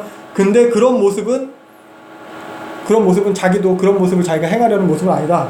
그래 보일지라도, 왜냐하면 20절 악인은 결국 망한다. 그걸 자기가 다 안돼. 비웃음당할 거예요. 그러니까 다시 마지막 처음에 첫 번째 논쟁에서 이야기했던 걸로 돌아가는 거죠. 하나님이랑 화해해라. 하나님한테 회개해라. 그러면 해결될 거다. 교만 떨지 말고 겸손해라. 하나님께서 회복시키고 구원해 주실 거다. 이런 얘기를 하고 있어요. 그러니까 엘리바스의 주장이 틀린 건 아니죠.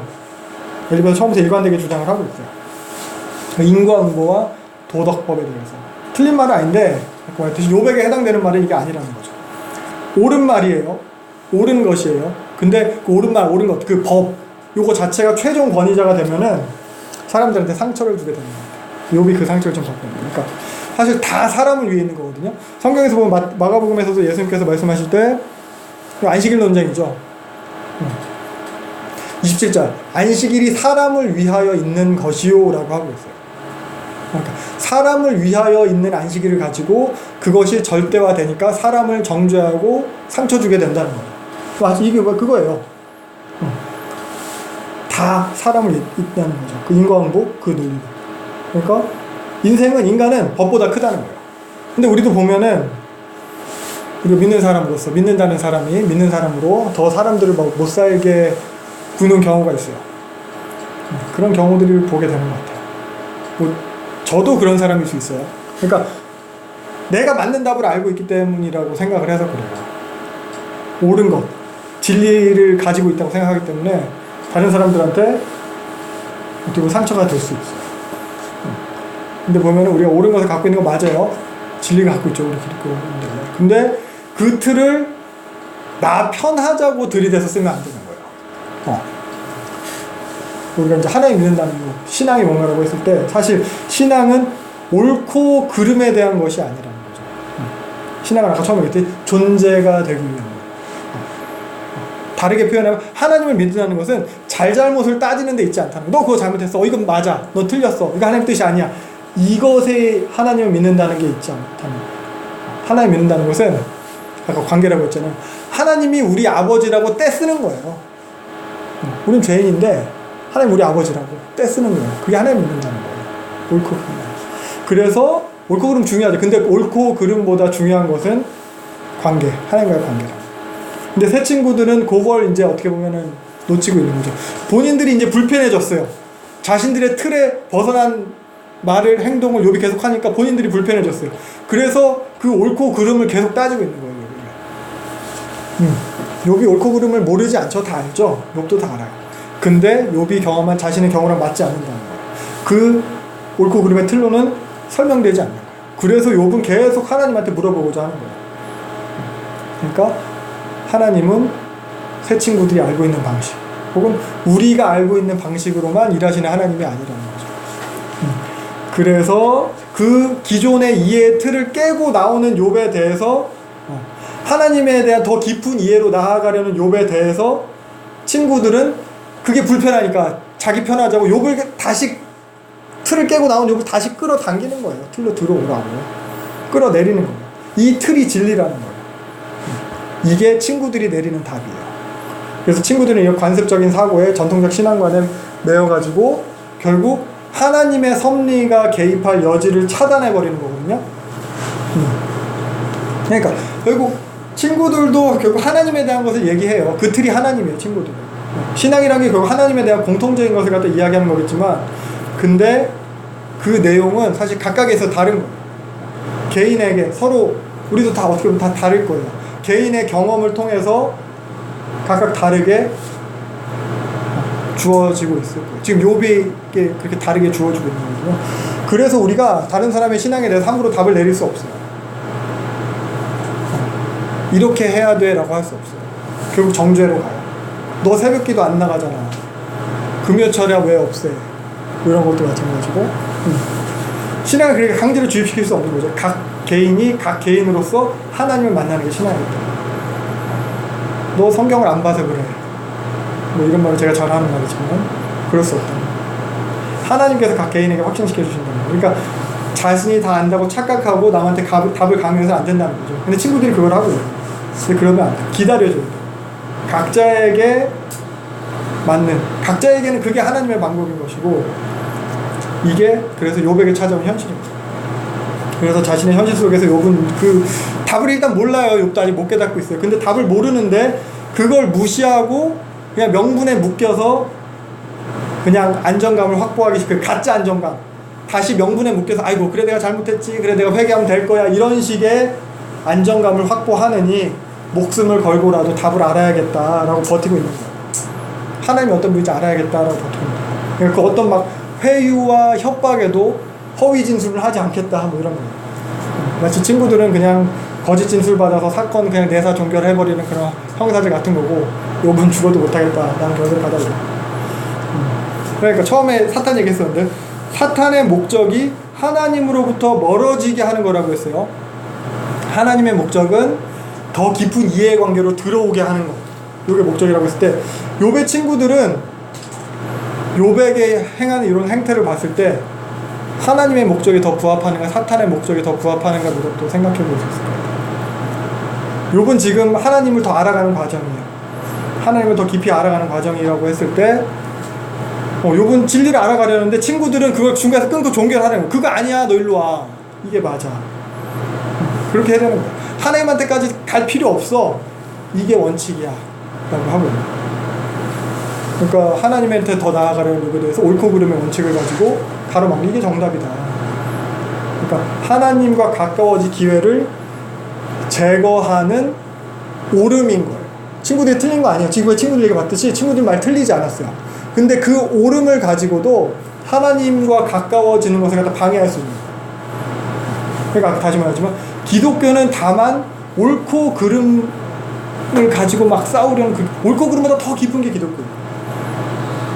그걸 생각해 볼 것은 옳은가 그른가, 잘했나 잘못했나, 금요철이가 있는 게 맞나 없는 게 맞나, 이게 아니고 하나님과의 관계를 더 풍성하고 깊게 만드는가, 아니면 하나님과 더 멀어지게 만드는가를 생각해야 되는 거죠. 그래서 23장 보면은 이러한 엘리바스의 정죄에 대해서 욥의 대답이 이어집니다. 2절, 내 고통이 너무 커서 난 이렇게 얘기할 수밖에 없다. 어떻게 하면 내가 하나님 만날 수 있겠냐. 계속 하나님 만나서 호소하고, 내가 하는 말, 하나님 나한테 하시는 말씀 그거 듣고 싶다, 계속 이걸 얘기하는 거예요. 하나님 그렇게 엄청난 하나님인데 그 엄청난 하나님이 만나면 나랑 싸우시겠냐? 아니다. 7절 내 말을 들어주실 것이다. 그래서 내 결백함이 드러날 거다 라는 얘기를 하는 거예요. 근데 8절 때 보면은 근데 그 하나님을 내가 도저히 만날 수 없다는 거야. 8절부터 이야기가 만날 방법이 도저히 없다. 9절까지 얘기했어요. 근데 내가 그 하나님을 만날 수 없을지라도 10절 하나님 만날 수 없을지라도 하나님이 내 길을 다 아신다. 직역하면은 나와 함께하는 길을 다 아신다는 뜻이야. 내 길을 다 내가 가는 길, 이게 직역하면 내가 함께하는 길.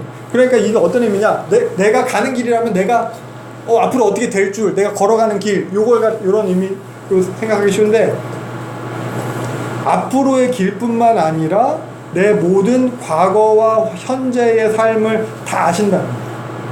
과거의 삶도 그렇고 현재 지금의 삶도 그렇고 다 하나님의 단련하심이라는 거예요. 그 단련하심을 통해서 내가 순금이 되어서 나타날 것, 더 정결하게 순결하게 나타날 거예요. 그러니까 결국 하나님의 주권을 인정하는 거거든요. 이 상황, 지금의 상황도 다 이해할 수 없지만 하나님께서 목적을 가지고 일하고 계신다.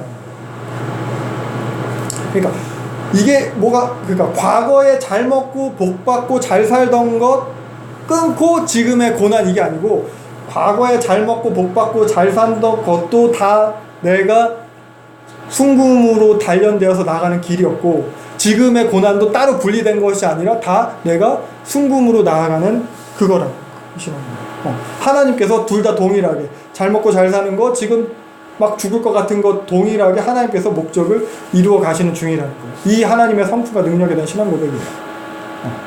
그리고 욥의 이러한 고백은 자신의 그런 결백함을 전제로 하는 발언이죠. 그래서 욥은 계속해서 자기 결백을 주장해요. 정결함, 경건함 이걸 주장합니다. 13절 그는 뜻이 일정하시다. 변개치 않으시는 분, 한결같으신 분 얘기하는데 이게 여호와예요.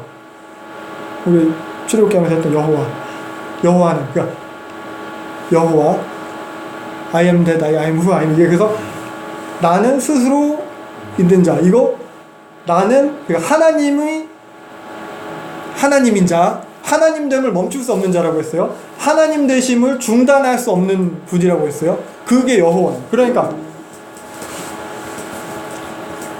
그 뜻이 일정하시죠. 하나님이 하나님 되심을 중단할 수 없으시니 반드시 이루실 거다. 14절 그래서 그 중단하실 수 없는 그 하나님이 나에 대한 뜻이 있을 것이다. 경계치 않으시는 그분이 그 뜻을 반드시 이루실 것이다. 그래서 그 하나님 생각하면 두려워 떨린다는 거예요. 그러니까 다만 죽어서 끝나는 것에 대한 죽음에 대한 두려움이 아니라는 거죠. 17절 죽음에 대한 두려움이 아니라는 뜻이에요. 무슨 두려움이냐? 그러니까 그 뜻이 다 이루어지기 전까지는 지금의 이 상황이 계속될 것 같은 두려움. 그러니까 어떻게 부조리 자신의 처한 이 억울한 이런 상황. 그러니까 그러나 그런 나의 이런 억울한 상황과 상관없이 그런 것들을 통해서도 하나님이 자신의 뜻을 변하지 않고 이루신다는 사실에 바탕을 둔 두려움입니다. 그러니까 하나님께서 나에 대해서도 반드시 이루실 것인데 지금도 이루어가고 계신데 과거에서부터 이루어 오셨는데 그 지금의 과정이 고통스러운 과정이 반드시 통과해야 되는 것이 두려운 거예요. 그러니까 하나님의 이루실 뜻이 있어요. 이게 지금 나의 억울함을 해결해 주기 위한 뜻이 아니라는 거죠. 하나님이 이 뜻을 이룰 거예요. 내 억울함이 해결되든 안 되든. 이 하나님을 신뢰하는 거예요. 그렇기 때문에 지금 두려운 거예요. 내 억울함이 해결되는 것과 상관없이 하나님이 이루시니까.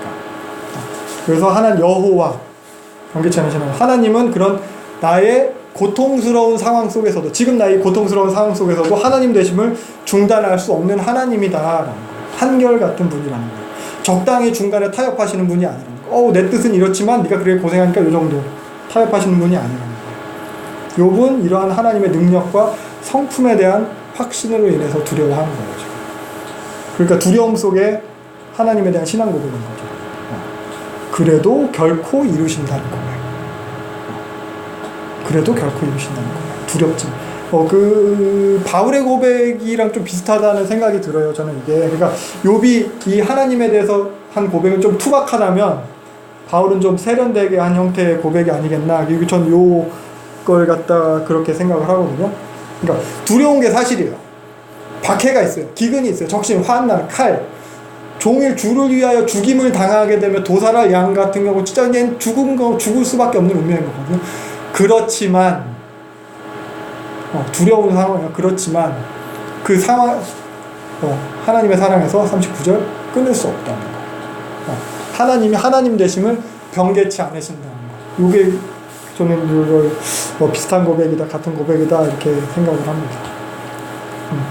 그래서 아무튼 욥은 그래서 결국 하나님을 찾게 돼요. 하나님을 찾고 있는 거예요. 물론 욥이 겪고 있는 모든 상황이 그래서 하나님을 점점 더 간절히 구하게 되는 과정인 거죠. 욥이 잘 먹고 잘 살고 계속 그런 상황이었으면은 스스로 하나님을 찾지는 않았을 거예요. 근데 보호벽이 제거되고 고난의 궁지에 몰려서 어쩔 수 없이 그 틀 밖으로 끄집어 나오게 돼가지고 그래서 하나님에 대한 더 깊은 이해함의 길로 인도되어 가는 거죠. 그래서 그 전에도 사실 욥에게도 뭐 그 전에도 욥 이외에 다른 사람에게 일어나는 부조리들은 욥이 많이 봤을 거예요. 근데 정작 이제 자기가 본인이 그 당사자가 되니까 더 진지하게 고민하고 생각하게 되는 거죠. 그래서 그 인도함을 받게 되는 건데 사실 누구나 다 이 길을 가게 될 거예요. 욥은 지금 자신이 해결할 수 없는 한계를 맞닥뜨렸어요. 그 한계를 통해서 그 한계에 맞닥뜨려서 그러니까 하나님한테 맡기게 되는 거거든요. 인간의 이해와 능력의 그 한계를 맞닥뜨렸어요. 우리도 그럴 거예요. 우리가 이해할 수 없는 무언가를 맞닥뜨렸을 때 우린 그래서 하나님을 갖다 찾게 됩니다. 물론 궁극적으로 우리가 맞닥뜨리는 한계는 죽음일 거예요. 죽음. 근데 그 이해할 수 없는 우리가 능력으로 해결할 수 없는 그것에 대해서 하나님한테 맡기는 거예요. 신약의 표현을 하자면 이게 자기 능력을 할 수 없음. 그러니까 자기 부인, 자기를 부인하고 자기 십자가를 지고 예수 그리스도를 따르는 거예요. 그를 통해서 하나님은 더 깊은 이해함의 길로 이제 인도하신다는 거죠.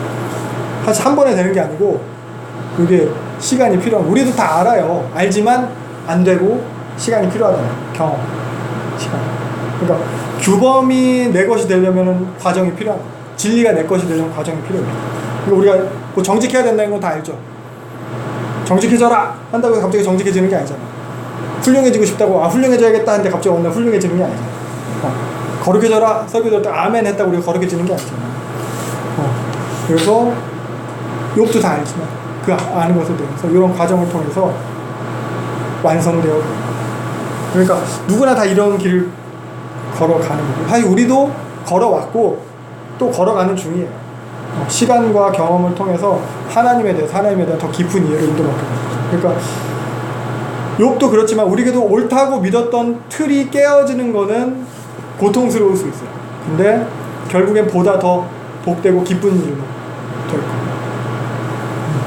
그래서 24장 보면은 욥이 더 두려워하는 것에 대한 내용이 이어지거든요. 그러니까 욥이 헤아릴 수 없고 통제할 수 없고 어찌할 수 없는 그 하나님의 뜻에 대한 부분이에요.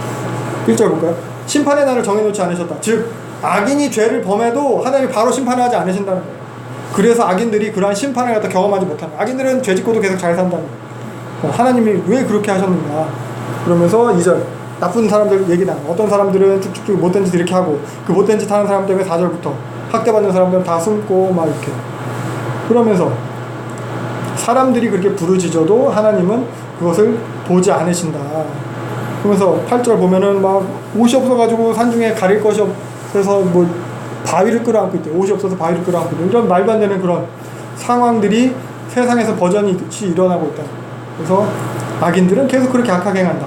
그러면서도 어둠 속에서 평안하게 잘 지낸다. 그런 내용이 쭉 이어지는 거예요.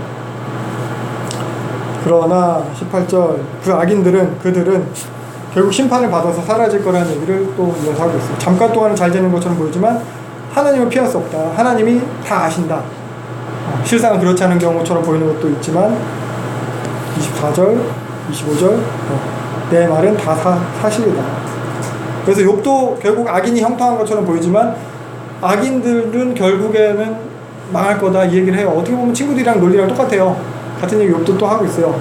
그 친구들 얘기도 사실 틀린 게 아니었으니까. 근데 욥에서 이렇게 얘기한 입장은 자신은 이런 악인은 아니라는 거예요. 하나님이 악인에 대해서는 이렇게 하실 거라는 거예요. 근데 나는 악인이 아니라는 거예요. 하나님이 나에 대해서 다른 뜻이 있어서 이런 일을 당하는 거지 내가 악해서 당하는 이런 일이 아니라는 거예요. 그래서 나에 대해서 하나님이 분명히 뜻을 이루실 거라는 거예요. 그러면서 23장이랑 더불어서 얘기하는 거죠. 그래서 나는 결국 정금같이 나올 것이다. 그래서 여기까지 보면은 욥의 태도 변화가 조금씩 나타나요. 제일 첫 번째 논쟁에서 욥의 이야기했던 거 보면은 욥은 처음에 시작할 때 자신의 생일을 저주했어요. 3장에서 보면 자기 태어난 날 막 이런 거 저주하면서 왜 태어났나 창조를 막 비관해서 창조 세계를 근데 두 번째 논쟁을 지나서 세 번째 논쟁에서 욥의 모습을 보면은 점점 더 그런 하나님의 이해 범주에 다가가고 있는 걸 볼 수 있어요. 두 번째 논쟁에서 자기 구속자가 있다 이런 얘기를 하고 있고 하나님의 구원하심에 대해서도 계속 확신하고 있는 모습이 점점 나타나고 있어요. 그리고 결국 자기가 확실하게 다 이해할 수는 없지만 자기의 현재 상황에 대해서 하나님 입장에서 해석을 내려고 노력하고 있어요. 그러니까 상황에 대해서 원망하고 상황에 대해서 억울해하고 이거 상황에 대해서 이렇게 막 토로하는 것에서 이제 바뀌어서 이 상황을 통해서 이루어질 것을 보고 있는 거예요. 그리고 아까도 얘기했듯이 이 모든 과정 가운데는 항상 하나님이 있어요. 욥의 이러한 태도에서 하나님이 제외된 적은 없어요. 상황에 대해서 원망함도 결국 하나님에 대해서 원망함이고 억울함을 토로함도 결국 하나님께 억울함을 토로함이고 앞으로 이루어질 것을 갖다 기대하고 소망하는 것도 하나님의 뜻대로 이루어질 것에 대한 거예요. 그래서 욥의 모습을 보면 계속 하나님에 대한 원망이랑 그런 소망이랑 신뢰랑 교차돼서 나타나요. 신뢰 속에 원망한 가운데 신뢰의 모습이 있어요.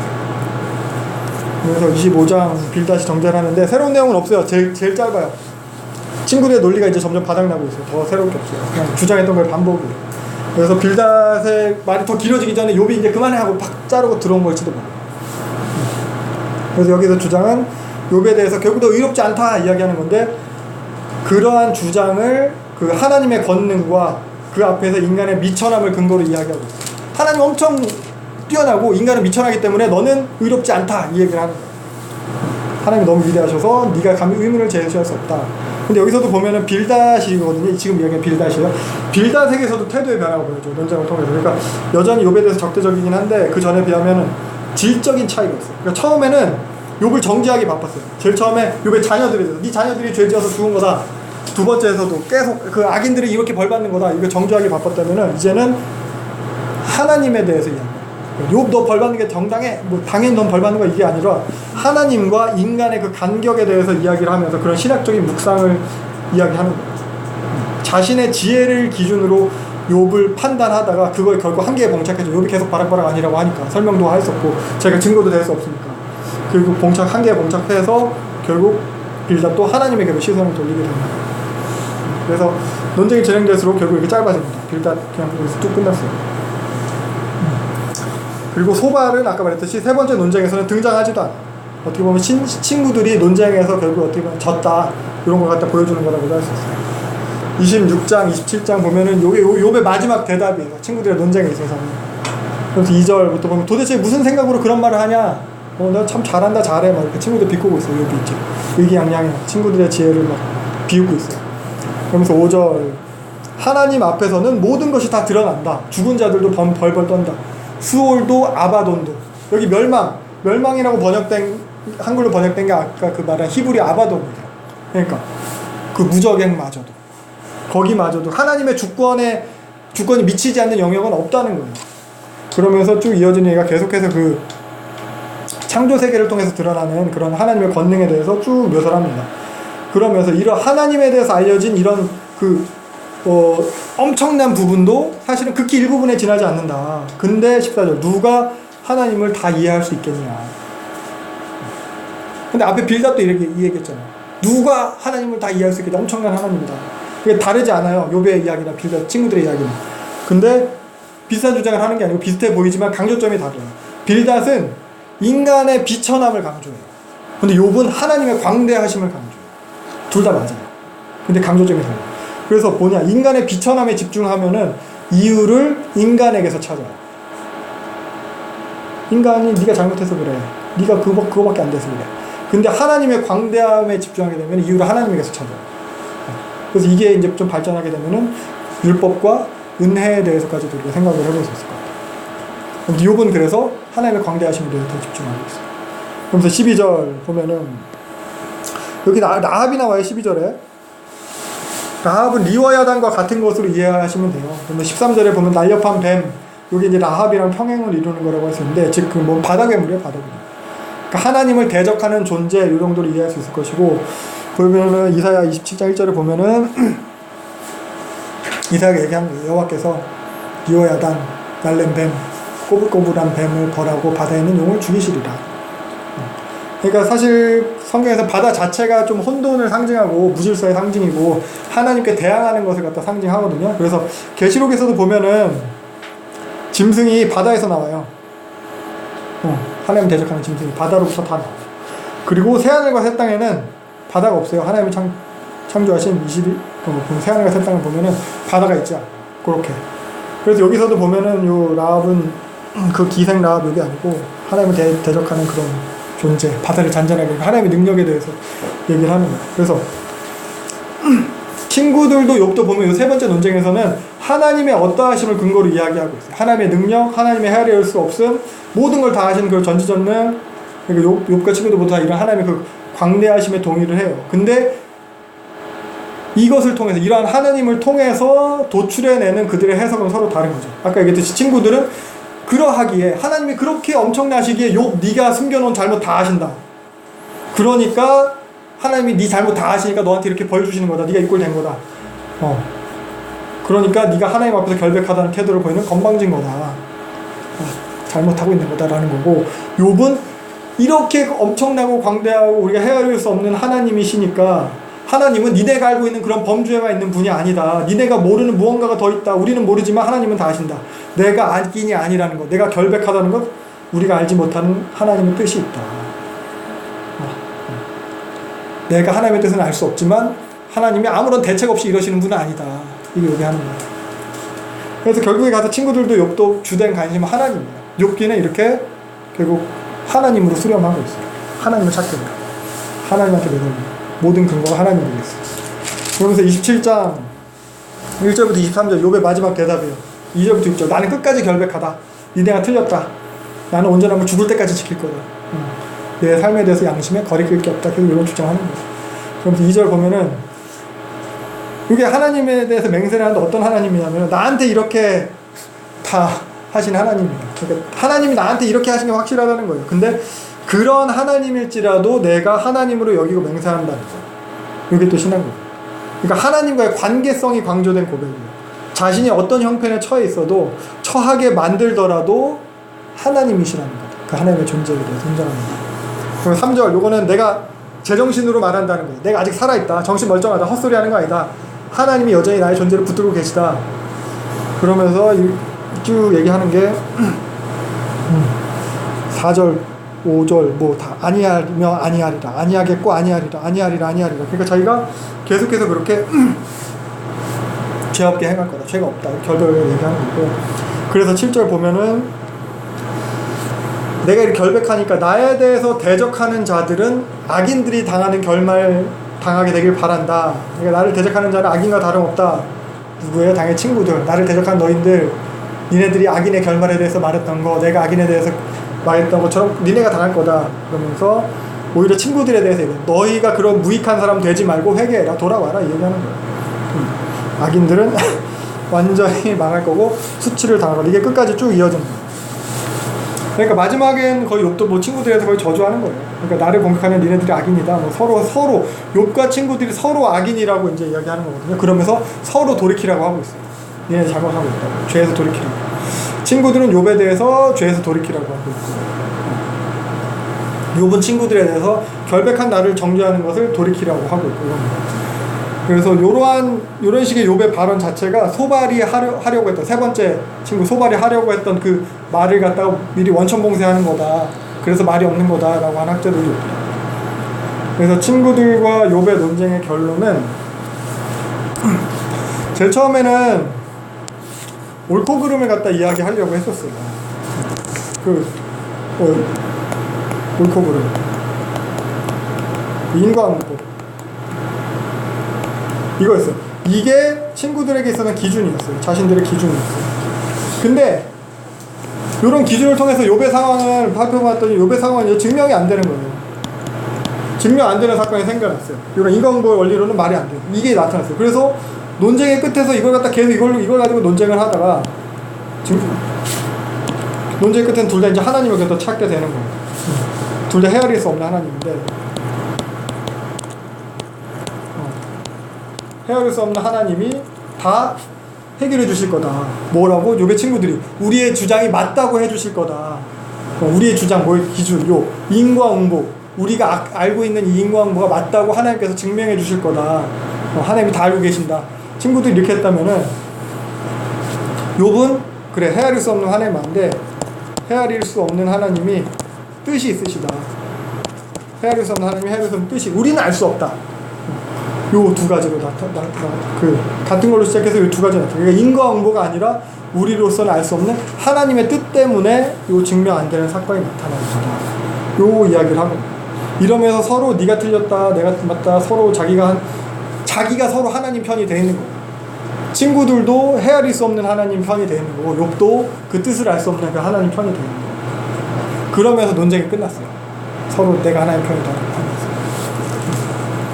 어떤 하나님이면 좋겠어요? 요 인과응보대로 행하시는 하나님이면 좋겠어요? 옳고 그름, 악인에 대해서 재앙을 내려서 벌하시는 하나님이시면 좋겠어요? 아니면 요 인과응보대로 안 하시는 하나님이면 좋겠어요?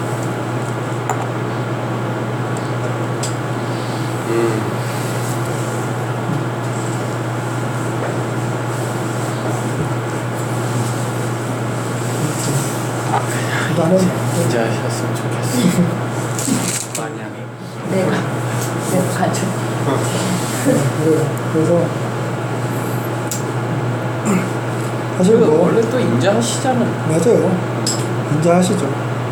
인자하시니까 계속 이렇게 욕을 붙잡고 계시죠 또.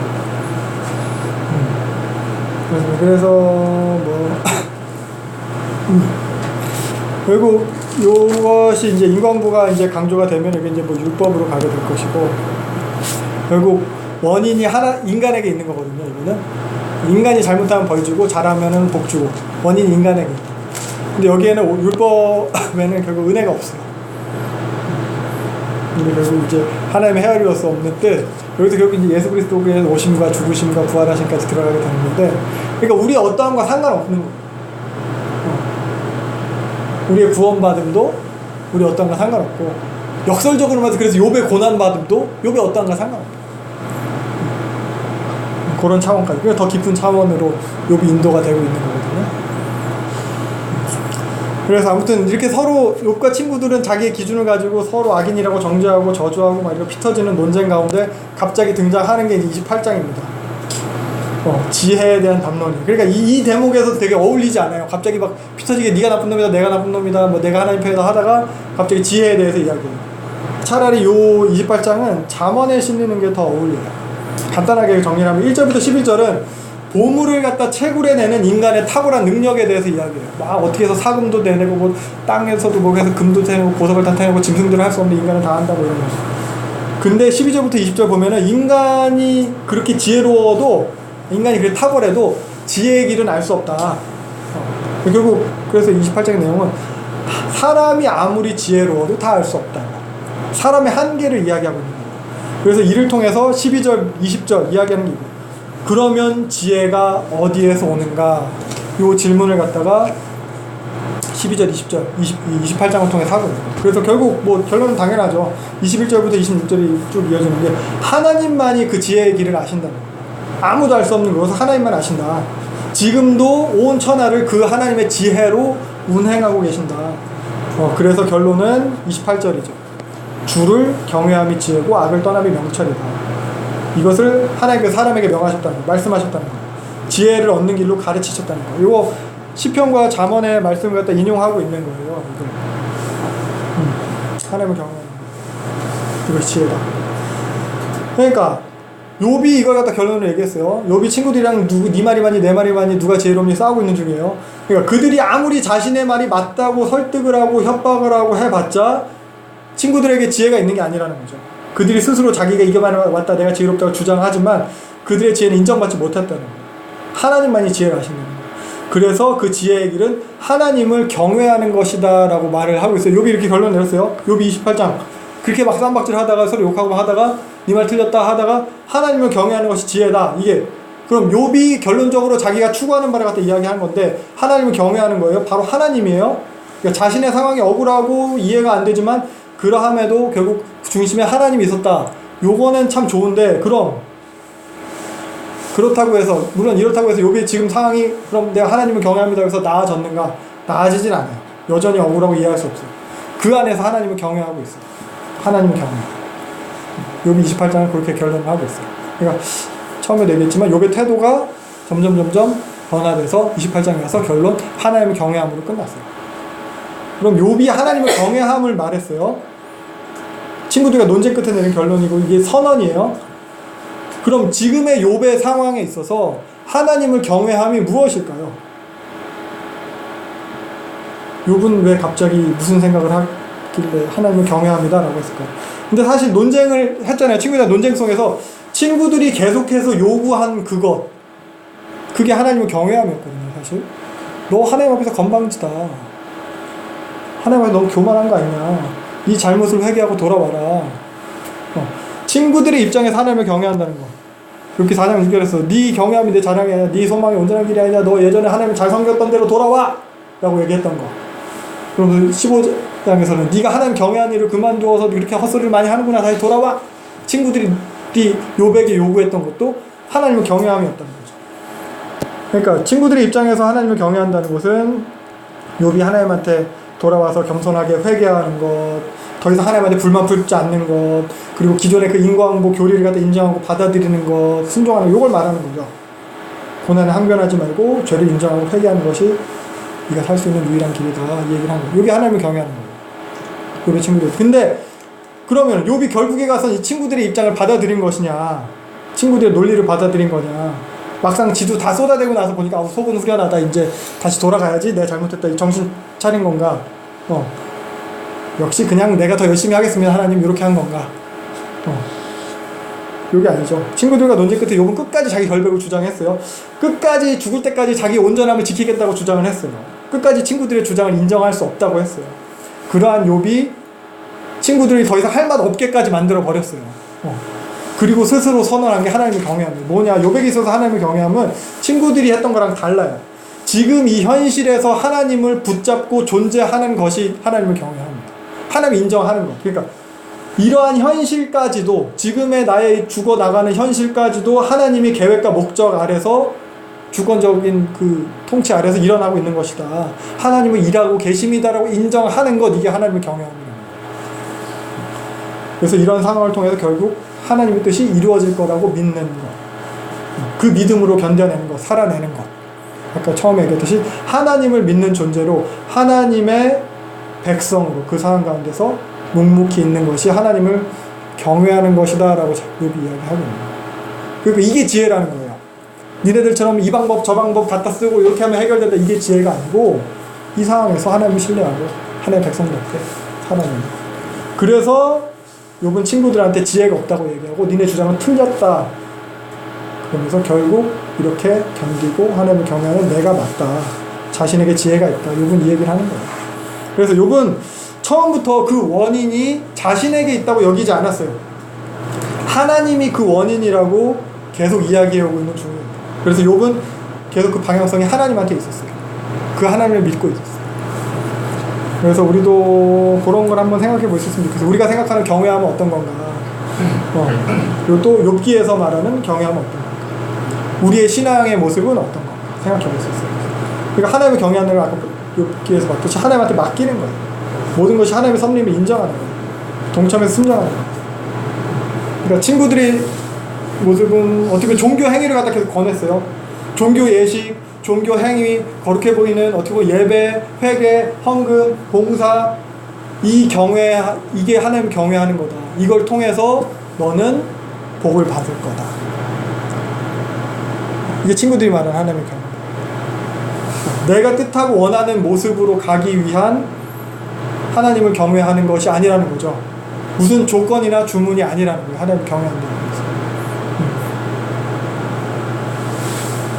그런 부분에 대해서 생각을 해보고 갔으면 좋겠습니다. 그 뒤에 좀 더 설명이 있지만 다음 시간에 하기로 하고 시간이 너무 늦어서. 그래서 28장 결론은 하나님의 경외함으로 끝났어요. 그래서 지금까지의 친구들의 주장을 한번 쭉 생각을 해보시고 친구들도 그거 자기들이 주장했던 하나님 경외함이라고 얘기했습니다. 그것도 욥의 주장도 쭉 종합해서 한번 생각을 해보세요. 그러면서 나의 신앙의 모습에 있어서 내가 하나님을 경외하는 모습에 있어서 친구들의 모습과 욥의 모습 어디에 더 가까운가, 나는 아직 어떤 틀에 갇혀있나, 하나님이 나를 더 깊은 이해함으로 인도하고 계신가, 아니면 나도 여전히 친구들처럼 그 안에서 나의 하나님을 경외하는 나의 신앙의 모습을 가지고 또 그렇게 주장하면서 살고 있지 않는가 생각해 볼 수 있을 것 같아요. 네. 오늘은 이 정도로 마무리하시면 될 것 같습니다.